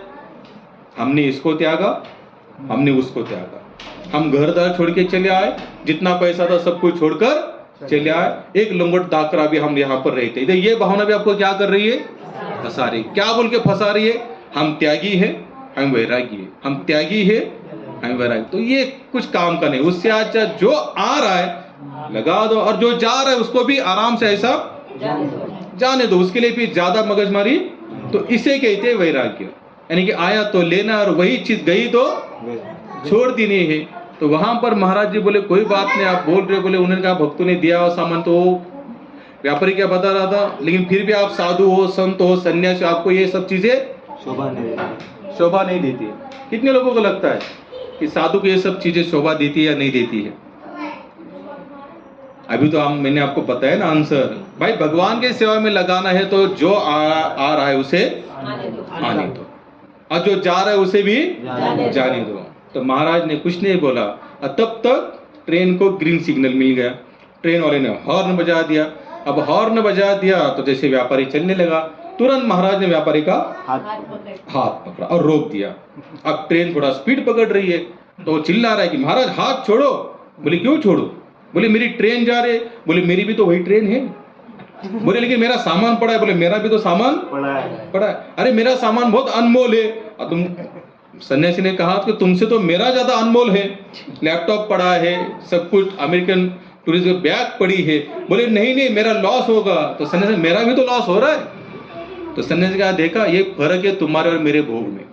तुम्हारा जा रहा है तुमको चिंता है, मेरा जा रहा है मुझे कोई चिंता नहीं। तो जाने दो, कुछ फर्क पड़ने वाला नहीं है। तो क्या करो, संसार में ऐसा रहो, भगवान ने दिया है ले लो, जा रहा है जाने दो। जैसे भक्तिपाद जी ने न्यू वृंदावन बनाया सोने का महल, आज जिस दिन छोड़ना पड़ा आप लोग मानेंगे नहीं, एक ड्रेस पर स्वामी जी ऐसे उस मंदिर से बाहर निकले। और आज उसकी अमाउंट देखी जाए तो अंबानी की भी संपत्ति उनके सामने कम है, लेकिन जब छोड़ा उसके बाद जीवन के अंतिम क्षण तक एक बार भी उस मंदिर में उन्होंने पैर नहीं रखा। चाहते तो वो आज भी उसके फाउंडर आचार्य बन सकते थे, लेकिन उन्होंने क्या सोचा, उनको जो ने पूछा कि महाराज आपने इतना बड़ा मंदिर खड़ा किया और उन लोगों ने ले लिया जो भी थे, तो आपको नहीं लगा कि आपको वहां पर झगड़ा करना चाहिए? देखो आंसर कितना अच्छा है, एक भक्त का यही दिमाग होना चाहिए। उन्होंने क्या कहा, जब तक भगवान की इच्छा थी मैं सेवा करूं, हमने सेवा की, और भगवान चाहते इसकी सेवा अब वो करे तो उनसे वो सेवा करवा रहे। इसलिए उनका सबसे अनमोल महामंत्र था कौन सा? Thank you Krishna. भगवान आपने जो मेरे जीवन में किया उसके लिए मैं धन्यवाद दे रहा हूं। आपके सिवा मेरे लिए कोई सर्वोत्तम सबसे अच्छी योजना केवल आप ही कर सकते हैं, बाकी मेरे जीवन में और कोई योजना कर ही नहीं सकता। लेकिन ये सब भाव हमारा कब प्रकट हो सकता है? जब हम श्रद्धावान बन के रहे, विश्वास से लगे रहे, भक्तों के साथ में लगे रहे और संसार को हमेशा ये सोच के हमको जीना चाहिए कि अगर हम आज खड़े हैं तो पता नहीं कल खड़े हो पाएंगे या नहीं। इसलिए जब तक मौका मिला है तब तक, फिर मैं कहता हूं दान में नहीं, कम से कम हरि भजन में तो आप पीछे मत हटो, कम से कम 16 माला तो करो। इतने साल से हमारा सत्संग चल रहा है, लेकिन 16 माला करने वाले बहुत गिने चिने लोग हैं यहाँ पर। अब देखा जाए तो मुझे नहीं लगता कि इतना हम लोग एंगेज लोग हैं।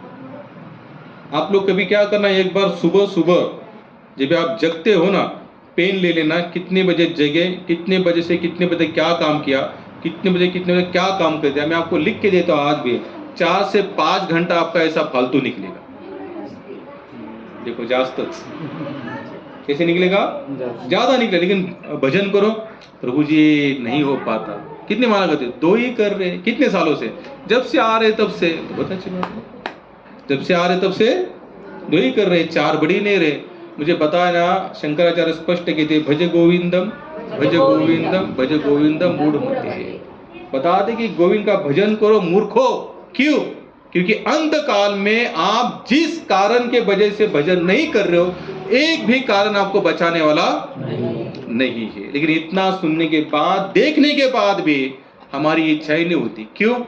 क्योंकि हम स्व उद्धार के लिए कोई भी प्रयत्नशील नहीं है। आप थोड़ा सा इमेजिन करो, वो घटनाएं सब याद करो जब हम मरते मरते बच गए। सबके जीवन में ऐसी 4-5 1-2 घटना तो बनी हुई है कि हम मरने वाले थे, लेकिन बस वहां जाना, थोड़ा पीछे हिस्ट्री में जाना, थोड़ा सोचना, अगर मैं उस समय मर जाता तो आज मैं कहां होता। अगर बचा हो, अगर मरते मरते बचा हो, तो आज मुझे कोई ऐसा काम करना चाहिए जिससे मरने के लिए भी मेरा धाड़स निर्माण हो। लेकिन हमारी वो कोई इच्छा है नहीं। हमारे तो हाथ जोड़ के प्रार्थना है कि आप लोग कम से कम 10, 15, 16 माला तो भजन करो। कितने लोगों को समय मिलता है? बहुत सारे लोगों को समय, कितने माता जी ने तो केवल चातुर्मास में 16 माला की, बाद में छोड़ दिया। छूटना नहीं चाहिए। क्या नहीं होना चाहिए?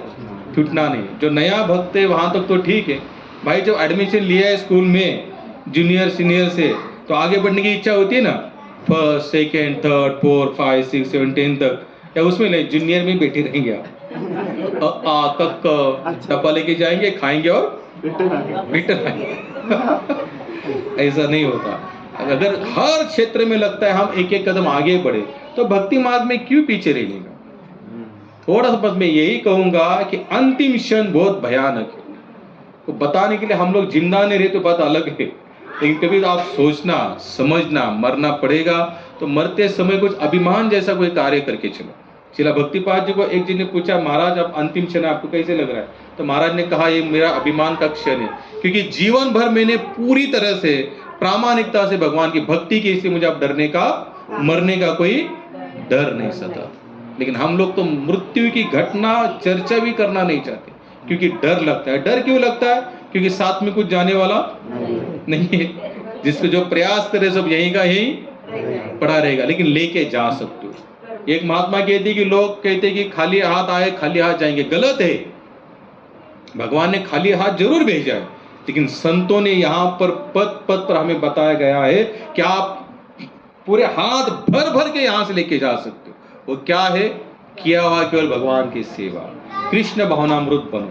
लोग कहते हम समाज की सेवा करेंगे, घर की करेंगे, ये वो, ये भी ठीक है, लेकिन आप भगवान की भक्ति से इसकी समानता नहीं कर सकते, क्योंकि जो भगवान की भक्ति दे सकती है आपको, संसार में और कोई चीज आपको देने वाली नहीं है। आप नहीं कुछ कर सकते। आप जहां जाते, आपने जो सुना आज तक, कितने लोग ऐसे कि जो सुनते हो जहां कर आगे जाकर बताते हैं।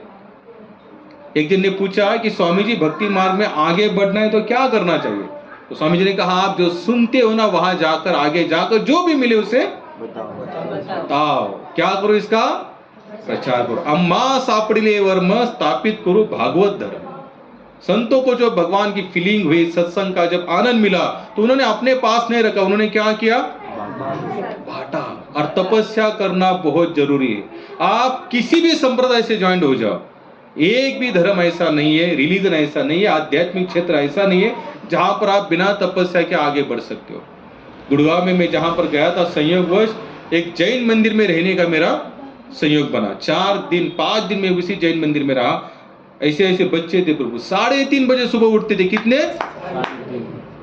उन्होंने मुझे, उनका एक ग्रुप है, ऐड कर लिया। वो रोज कुछ ना कुछ त्यागते, मतलब खून गिर पा, मैं आपको बताता हूँ, ठीक है।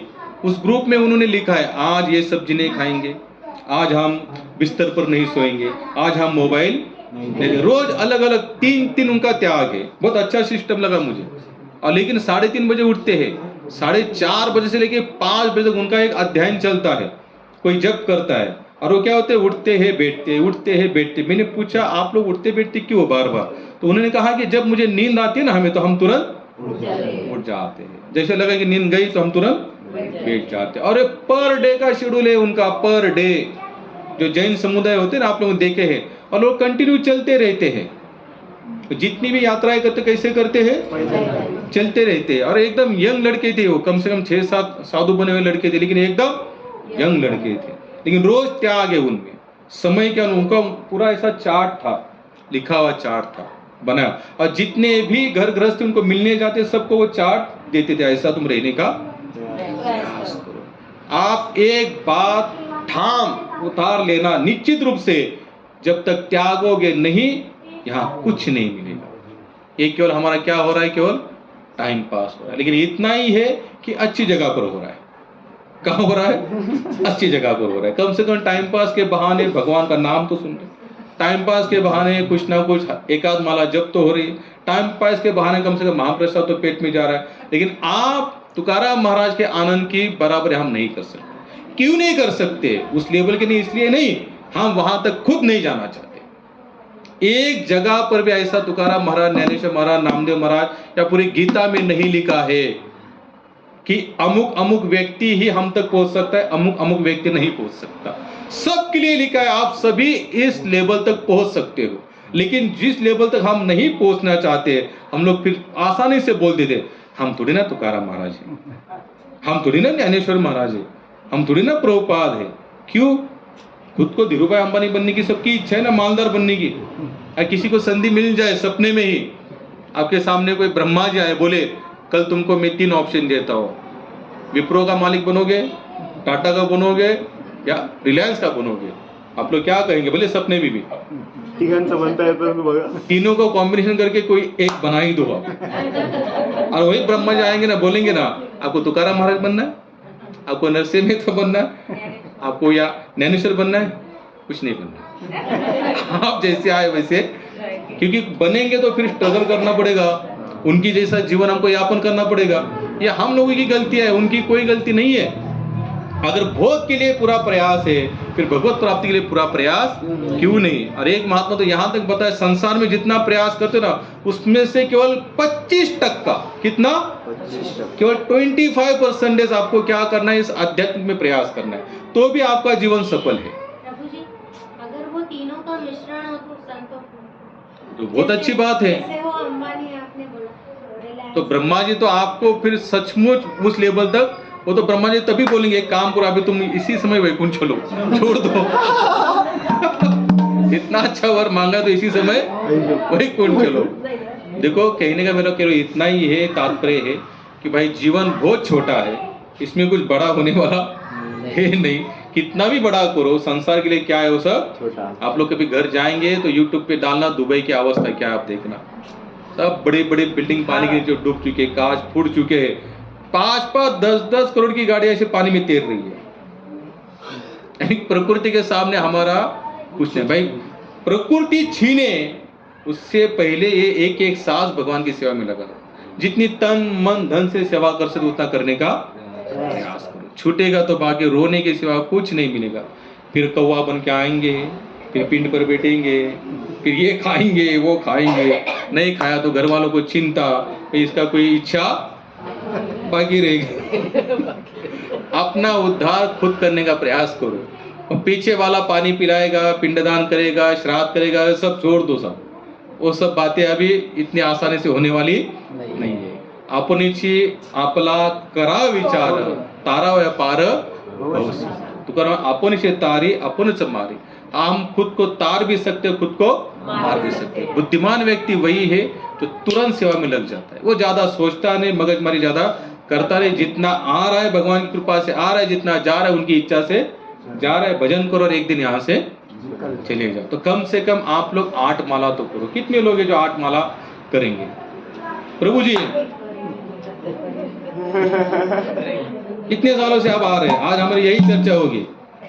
ये जो सत्संग की संख्या जो घट रही ना, इसका एक ही कारण है, आप लोग माला नहीं करते। आप लोग माला नहीं करते। आप लोग माला करना शुरू कर दो, आप देखना कि आपको कितनी इच्छा होगी अंदर से, जागृति। हमारे संत पागल, ना तुलसीदास पागल थे, ना मीराबाई पागल, ना तुकाराम, ना ज्ञानेश्वर महाराज पागल थे। उन्होंने एक ही जोर दिया कि सततम कीर्तयन्तो माम, सतत भगवान का नाम कीर्तन करते हो। कितने लोग हैं जो 16 माला करते हैं? 1 2 3 8 माला कितने करते हैं? अच्छा, कितना करना चाहते हैं? करना चाहते हैं, इच्छा आहे मग करा तो. माताजी तुम्ही आज हात वरती करा. आज आपण संकल्प घेऊ. चेतनाजी मम्मी तुम्ही हात वरती करा. 8 माळा. 8 माळा. तिकडे माताजी तुम्ही. फक्त मी संकल्प घेतो, आज एकादशी आहे, खोटं बोलायचं नाही. वा छान. माताजी तुम्ही 5 कशासाठी? 5 कशासाठी? काय झालं 5? आता काय, आता तुम्हाला कोणतं काम उरलंय मला सांगा. आपलं 2 टाइम बनवायचा, भोग लावायचा, प्रसाद खायचं. 5 जायला 8 चालेल ना? प्रभु आप माताजी आप देखो, मैं संकल्प ले रहा हूं भगवान के सामने. हाँ, पहले बता रहा हूं, झूठ मत बोलना. वो भगवान है, वो सबकी सुनते हैं. पाटील माताजी तुम्ही 8 माळा. बाबा 2 नाही 8 वर या. आता 4 नाही 8 करा. ठीक आहे. आपण भगवंताला प्रार्थना करू. इथं द्वारकाधीश विराजमान आहेत ना? हो, द्वारकाधीशच आहेत ना? बोला माझ्या मागे. हे द्वारकाधीश, मैं आज से आपके श्री चरणों में प्रण लेती हूँ. प्रण लेता हूँ. तुम्ही मला लेती हो म्हणजे फक्त स्त्रियांसाठी होतं. कम से कम 8 माला भगवान नाम का जप करूंगा. और जिस दिन नहीं होगा वही मालाओं को मैं रजिस्टर में लिख कर रखूंगा. और जब समय मिले तब आपका वही माला की जो संख्या है उसको मैं पूरा करने का प्रयास करूंगा. आता गीतावर हात ठेवून बोलत. धन्यवाद. तुम्ही सगळ्यांनी हा प्रण घ्या. बघा, ह्याच्यात माझा 0 बेनिफिट आहे, पण तुम्हाला मी लिहून देतो. अगर अशाच प्रकारे तुम्ही इसी प्रकार से अगर आप करते रहेंगे तो भगवान नाम के प्रति आपको प्रेम निर्माण होगा. और जहाँ प्रेम होता है ना प्रभु, वहाँ समय समय होता है. आप लोग कभी देखना, किसी चीज से प्रेम होता है ना हमें संसार में, तो वो चीज दिन रात हमें याद आती. क्यों? और आप देखना, कितना भी शेड्यूल एंगेज क्यों ना हो, जिस चीज से प्रेम होता है उसको प्राप्त करने के लिए हमको समय मिल जाता है. तो आप सभी लोगों ने 8 माला का संकल्प लिया है, तो आपको 8 माला करना है. प्रभू तुम्ही इकडे पहिल्यांदाच आले ना? दुसऱ्यांदा आलात म्हणजे इथे दुसऱ्यांदा आलात. आता इथे डायरेक्ट तुम्ही मग 2025 ला या तिसऱ्यांदा. इथे जवळ सिद्धिविनायक मंदिरामध्ये सत्संग चालतात, तिथे यायचा प्रयत्न करा प्रभू. अगर इथे गेल्या वर्षी अकाउंट खोललंय तर 10 रुपये जमा केले तुम्ही, त्याचं व्याज किती येणार आहे? पैशामध्ये येईल 50 पैसे 60 पैसे. पण या तिथे सेकंड टाइमला आला तर तिथे नक्की यायचा प्रयत्न करा. प्रभू जीवन भरपूर छोटं आहे, मोठं नाहीये. त्याच्यामुळे आपण जिवंत आहोत हीच मोठी गोष्ट आहे. सध्या इथे 25 30 35 40 लोकांना अटॅक येतात, धडाधड लोक चाललेत. आणि इथून पुढे तर म्हणजे जन्म घेतील आणि मरतील अशी अवस्था श्रीमद भागवतामध्ये वर्णन आहे. माणसं माणसाला खातील हे वर्णन भागवत में लिखा हुआ है. तो ऐसे घोर युग में आने से अच्छा है कि भजन करो. और इसी युग में और आना भी पड़ेगा ना, भजन करने के बाद आना भी पड़ेगा. तो भगवान के अनुसार इस वाणी के अनुसार भगवान बताते वो ऐसे घर में कुल में जन्म लेता है जहां से उसकी बची हुई भक्ति को आगे कंटिन्यू करेगा. और जहां भक्ति है वहां पर टेंशन नहीं. फिर इसलिए प्रयास करना हो सके 8 माला. जो 8 माला नहीं, जैसे आप नए हो तो आप कम से कम 1 माला तो प्रयास. काय नाव आपलं प्रभू? छान. भानुदास नावाचे एक संत होऊन गेले, माहिती आहेत ना? त्या संतांना थोडं आठवा की त्यांचं नाव आपलं नाव एकसारखं आहे, जोड्या लावा. हरे कृष्णा. जगन्नाथ प्रभू माताजी यांनी आपल्या घरी जो उत्सव ठेवलेला आहे याला उत्सवच म्हणता जाईल, भगवान नामाचा उत्सव आहे. तर त्या कुटुंबासाठी 3 वेळा आपण हरी बोल हरी बोल हरी बोल. इस एकादशी मैया की जय. बस करना क्या आपको बताता हूँ. जैसे आपकी अटैचमेंट है पति में और बच्चों में है ना भाई, एक स्त्री की अटैचमेंट तो वही होती है, एक तो उसका पति देव होता है या फिर बच्चे होते हैं. वही अटैचमेंट आपको वहां से धीरे धीरे धीरे या वैसे ही अटैचमेंट सेम आपको यहां लगानी है. क्या करना है, जैसे अगर आपका बेटा जिस दिन खाना नहीं खाएगा, उसने सुबह नहीं खाया, सुबह 2 चपाती खा रहा है, दोपहर को 3-4 चपाती खा रहा है, लेकिन एक दिन ऐसा हो उसने ना सुबह से कुछ खाया, ना पानी पिया, ना कुछ पिया, तो क्या आपको भी वो खाना अच्छा लगेगा शाम को? क्यों? क्योंकि आपकी अटैचमेंट, बस वही अटैचमेंट होनी चाहिए. जैसे हम लोग कहीं पर भी जाते हैं तो पूछते भाई भगवान को भोग लगा, बाल भोग लगा, दोपहर का भोग लगा, भगवान को जहां जाते वहां लेके जाते हैं, क्योंकि वो अच्छा नहीं लगता. और यही अटैचमेंट क्या होगी, फिर हमको उसी मार्ग पर आगे आगे अग्रसर करती जाएगी. जो अटैचमेंट संसार में लगाए वही अटैचमेंट आप भगवान की सेवा में लगा. एकदम आसान है, करना कुछ भी नहीं है. अगर ऐसी बढ़ती जाएगी, शास्त्र कहते हैं यथा देह तथा देही, इस देह को जिस तरह से प्रेम करते हो उसी तरह से देही को करो. इस देह के माध्यम से जो कुछ निर्माण हुआ है आपके पास, संसार, पति पत्नी बच्चे जो भी है, वही अटैचमेंट आपको कहाँ लगाना है. या तो फिर सावता माई जैसी भक्ति होनी चाहिए. एक बार भी पंढरपुर गए नहीं, लेकिन कभी आपने खेती को अपना खेती नहीं माना, कभी अपने घर को अपना घर नहीं माना. जो भी खेती में आता था आने वाले वारकरों को बांट देते थे, बोले जाओ लेके जाओ, क्योंकि मेरा तो है नहीं, विठल नहीं दिया और विठल की सेवा में लगा. आसान है और भक्ति करना सचमुच आसान है, लेकिन हम लोग मोह के अंदर इतना ग्रस्त हो चुके, हमें डर लगता है. हमें लगता है इतना यहां देंगे समय धन दौलत तो यहां बचेगा क्या. दे के देखो, वही अटैचमेंट आपको कहां करनी है, सेवा में करनी. आसान है. उसके लिए क्या करो, संग करो. और जैसे आपने जो प्रण लिया 8 माला, जिसका श्रील प्रभुपाद ने कहा, एक जन ने पूछा कि प्रभुपाद सबका उद्धार होगा, प्रभुपाद ने छाती टोके कहा था जो 16 माला जप करेगा उसकी गारंटी मैं लेता हूं. अगर कोई संत गारंटी ले तो कभी खाली जाने वाली नहीं है, लेकिन करना पड़ेगा. भले रोते रोते करो, सोते सोते करो. जैसे अभी माता जी ने आपने भजन गाया, जिस हाल में जिस स्थान में जैसे रहो. यहां तक उन्होंने कहा कि किसी योग में किसी रोग में भी, जैसे आपने कहा ना टीडी ये हो रही है, तो आपने अभी बताया था, तो उस रोग में भी हमको भजन करना है. और आप देखना एक दिन ऐसा आएगा, माला भी नहीं चलेगी, मुख भी नहीं चलेगा, लेकिन अंदर भजन, वो जो झरना बहता है ना, झरना वो कंटिन्यू चलता रहेगा. आप रात में भी जगोगे, रात में भी सो के उठोगे तो अंदर झरना सुनाई देगा आपको. कहीं पर सब स्पीकर बंद है, लेकिन बैठे बैठे आपको ध्वनि, तो समझ लेना है कि हम उस मार्ग पर अग्रसर हो रहे हैं. लेकिन आपल्याला क्षणिक वैराग्य होतं, पण त्याच्यातून परत आपण खूप जास्त वेळ संसार नाही करत. पण त्यावेळेस आठवतं की ते आपल्याला त्यावेळेस किती आपण सगळं एक वेळ नको वाटतं आपल्याला, पण ती आपली नहीं ना, खूप नहीं, आपण परत फसले जातो, मग ते खूप वाईट वाटतं. जैसे अभी हमने कहा कि आसक्ति और वैराग्य हमको दोनों फंसाते हैं. इससे अच्छा संसार को आप उसको पर्सनल संसार मानो ही नहीं. ये संसार भी भगवान ने दिया है और उसी संसार को यूज करते हुए मैं भगवान का हमेशा स्मरण करने का प्रयास करूंगा. अगर नहीं हो रहा है तो भगवान से प्रार्थना करना, एक तो मेरे से इसे मुक्त करो दो या इस संसार को हमसे मुक्त करवा दो. इस प्रार्थना भगवान बहुत, मैंने मेरे जीवन काल में, मेरा आज भी लेटर हमारे घर में पड़ा हुआ है, जो लाइब्रेरी हमने छोटी बनाई, महाराज जी को 1999 में पहला लेटर लिखा था भक्तिपाद जी को. हमारे घर से जैसे मैंने प्यार लहसुन सब खाना छोड़ दिया, और हम लोग तो सांगली सातारा वाले, तो वहां पर तो कांदा लहसुन तो ऐसे कच्चा खाते खाने के साथ, तो कैसे पॉसिबल था सब कुछ छूटना. तो मैंने छोड़ दिया. तो घर वालों ने, माता ने, पिता ने, या जितने लोगों को पता चला भाई इसके लिए कुछ अलग से नहीं बनेगा, तो मैं 6 महीना लगातार क्या करता, दूध और भाकरी, मुझे अभी भी याद है, दूध चपाती दूध भाकरी 6 महीना लगातार वैसे. मैंने कहा तो इन लोगों ने और प्रेशर किया, तो मैंने लेटर लिखा महाराज को कि मेरे घर में बहुत प्रेशर हो रहा है, क्या करूं. स्वामी जी ने कभी हमको देखा, पहला लेटर है जीवन काल का, आज भी घर में पड़ा है. स्वामी जी ने स्पष्ट रूप से कहा छोड़ के चले जाओ. बोले ये देह केवल भगवान को मिलने के लिए मिला है, कॉम्प्रोमाइज करने के लिए नहीं मिला है. जो कॉम्प्रोमाइज करते वो फिर कॉम्प्रोमाइज ही करते रहते जीवन भर, फिर उनके यही आंसर वही प्रश्न होते. इसलिए भगवान भी बता दे, इस मार्ग में से भी एकाध कोई मुझे प्राप्त होता है.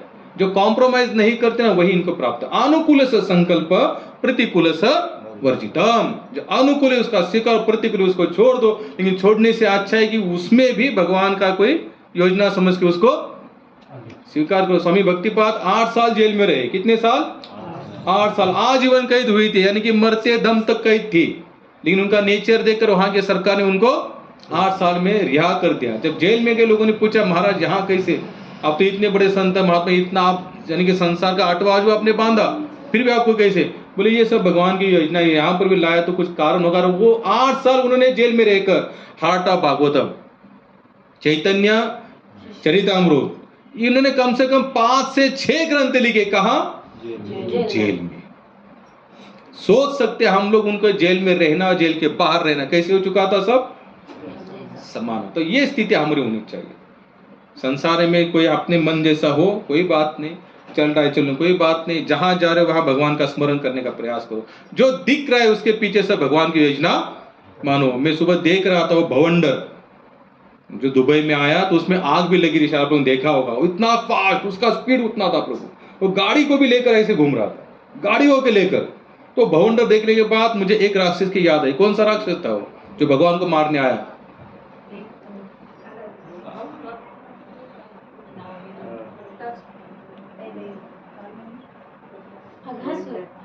अघासुर और अजगर था।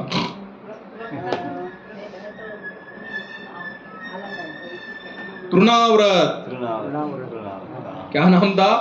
भवंडर देखा हमने, लेकिन याद किसकी आई? तृणाव्रत क्या है कि भगवान ने उस भवंडर को भी क्या कर दिया? दबा दिया। अपना वजन इतना बढ़ा दिया कि वो दब गया। तो इस तरह से देखो संसार को। फिर आपके मन के अनुसार संसार चलेगा तो भी कुछ फर्क नहीं पड़ेगा, नहीं चलेगा तो भी कुछ। इसलिए प्रभुपाद हमेशा के देख, भक्त जो भी उसको दिखता है ना, उसके पीछे हाथ केवल उसको भगवान का नजर आता है। बस हो गई भगवत भक्ति। कितना आसान है। सततम कीर्तन तो माम, हो गया आपका सतत कीर्तन शुरू। इससे ज्यादा और क्या चाहिए? हरे कृष्ण। प्रभु जी, हमारे बड़े पापा जी हैं, उनको मतलब कि कैंसर है, लेकिन वो क्या कहते हैं, भगवान का भजन करने गए हैं। कोई उनको फर्क ही नहीं पड़ रहा कि मुझे कोई बीमारी, आज के जमाने में कोई किसी को कुछ भी होता है तो टेंशन होता है कि हमें ये हो गया, लेकिन उनको कोई फर्क नहीं पड़ रहा। ब्लडर में है, अभी बढ़ रहा है, लेकिन आप मान के चलिए वो महीने में अभी 4 माला जप करने के लिए मंगलवार, 4 बृहस्पतिवार, 4 शनिवार, 2 एकादशी, 2 गणेश चौथ, और चौमासा आता है। ये बीच में जो दूध पानी भी कर रहे होली हैं। के आसपास आता है, वो 15 दिन का केवल 1 लीटर दूध में 15 दिन रहते हैं, डेली 1-1 लीटर। तो मतलब ये इतना, इसके बावजूद अभी भगवान अप ने डाउन, भी, जैसे डॉक्टर ने डाउन सर जाते पे हैं तो कम से कम आप मान लीजिए 25 किलोमीटर अप डाउन साइकिल अभी वो इनको पता है, लेकिन इसके बावजूद वो नहीं, यही तो ताकत होती है ना प्रभु जी। तो माला भाई जप करते हैं, रात रात वो 4-4 बजे, 5 जितनी बजे उनकी आंखें खुल जाती हैं, सुबह ही उठते भागवत हैं, पढ़ते रहते हैं। भागवत पढ़ते रहते हैं। जय हो, बहुत बढ़िया। यही ताकत होती है आध्यात्मिक जीवन की। संत झूठ नहीं बोलते ना। अरे संत तो यहाँ तक बताते हैं कि मैं गारंटी लेता हूँ कि जो लोग इस मार्ग में लगे रहेंगे ना प्रामाणिकता से, उसकी पूरी गारंटी कौन ले रहे? संत। और जिसकी गारंटी संत लेते हैं, भगवान को उनकी गारंटी लेनी पड़ती है। डॉक्टर ने सर पे हाथ रख लिए, कैसे मतलब आखिरी स्टेज पे। नहीं, हकीकत माता जी मैं बता रहा हूँ ना कि जिसका आध्यात्मिक जीवन एकदम पक्का हो चुका है ना, उनको आखिरी स्टेज, पहला स्टेज, बीच वाले, उनको कुछ फर्क नहीं पड़ता, क्योंकि वो हमेशा तैयार होते, छाती ठोक कर आ जाओ, जब आप लेके जाना चाहते आप मुझे लेकर भागवत में माला जप जा सकते हैं ना। इसलिए तो भाई, इसलिए अभी आपने भी 8 माला का संकल्प लिया है ना, आप कंटिन्यू करना, भगवान को याद मत करना। जैसे आपने आपके जो भी जो जिनका आपने बताया उनको याद करो। हमारे बाबा भी भागवत मतलब भागवत कथा कहते थे, कथावाचक थे। वो भी मरते समय हमारे सामने ही उनकी जान गई। माला इशारे से बताया कि हमें माला जपना है, तो हमने माला उनको ला कर दिया। जय हो। और क्या चाहिए इससे ज्यादा? प्रभुपाद का कभी आप लोग अंतिम क्षण देखना यूट्यूब पर डालकर, प्रभुपाद ऐसे घिरे हुए हैं और सभी भक्त वहां पर क्या कर रहे हैं? कीर्तन भजन कर। आप लोग सोचो तो सही, एक बंदा ऐसे संसार में साला यहाँ पड़ा रहता है हॉस्पिटल में वेंटिलेटर पर, चल रहा है बिल, चल रहा है बिल। आज के डॉक्टर कहता है चला है क्या अभी? क्या हम कहेंगे? छोड़ दो अभी वेंटिलेटर के कब तक चलाना है बिल बढ़ते जा रहा है, इधर हटा दो, चलो लेके जाओ। तो ये संसार की गति है। और ये वो जगत है जहां पर लोग कहते हैं कि डॉक्टर को कहते हैं कि आप मुझे हॉस्पिटल से निकालो और मुझे पंढरपुर लेके जाओ, मुझे वृंदावन लेके जाओ, मुझे भक्तों के संग में रहने दो, या मेरे आजू बाजू सब कीर्तन सुनने दो मुझे। आप सोचो तो से वो कितना पावरफुल जीवन होगा, मृत्यु की घटिका सामने है, लेकिन फिर भी बंदा क्या सोच रहा है, भजन सुनूं। कितना आत्मविश्वास है उसको भगवान के उस पर, और सच में इन लोगों का उद्धार होता है। भगवान गारंटी लेते, भगवान ने कितनी बार बताया अर्जुन उसे फिर इस संसार में आना नहीं पड़ता, लेकिन हम लोग फिर भी विश्वास से नहीं लगे। हाँ, मैंने बाबा को बोला कि आप हॉस्पिटल चलिए, बाबा नहीं बोले नहीं जाएंगे। मुझे नहीं जाना है, जिनका पूरा विश्वास है वो बिल्कुल नहीं जाएंगे। मुझे हॉस्पिटल में नहीं जाना है, नहीं वहाँ मरना है मुझे। बहुत अच्छा। हरे कृष्णा।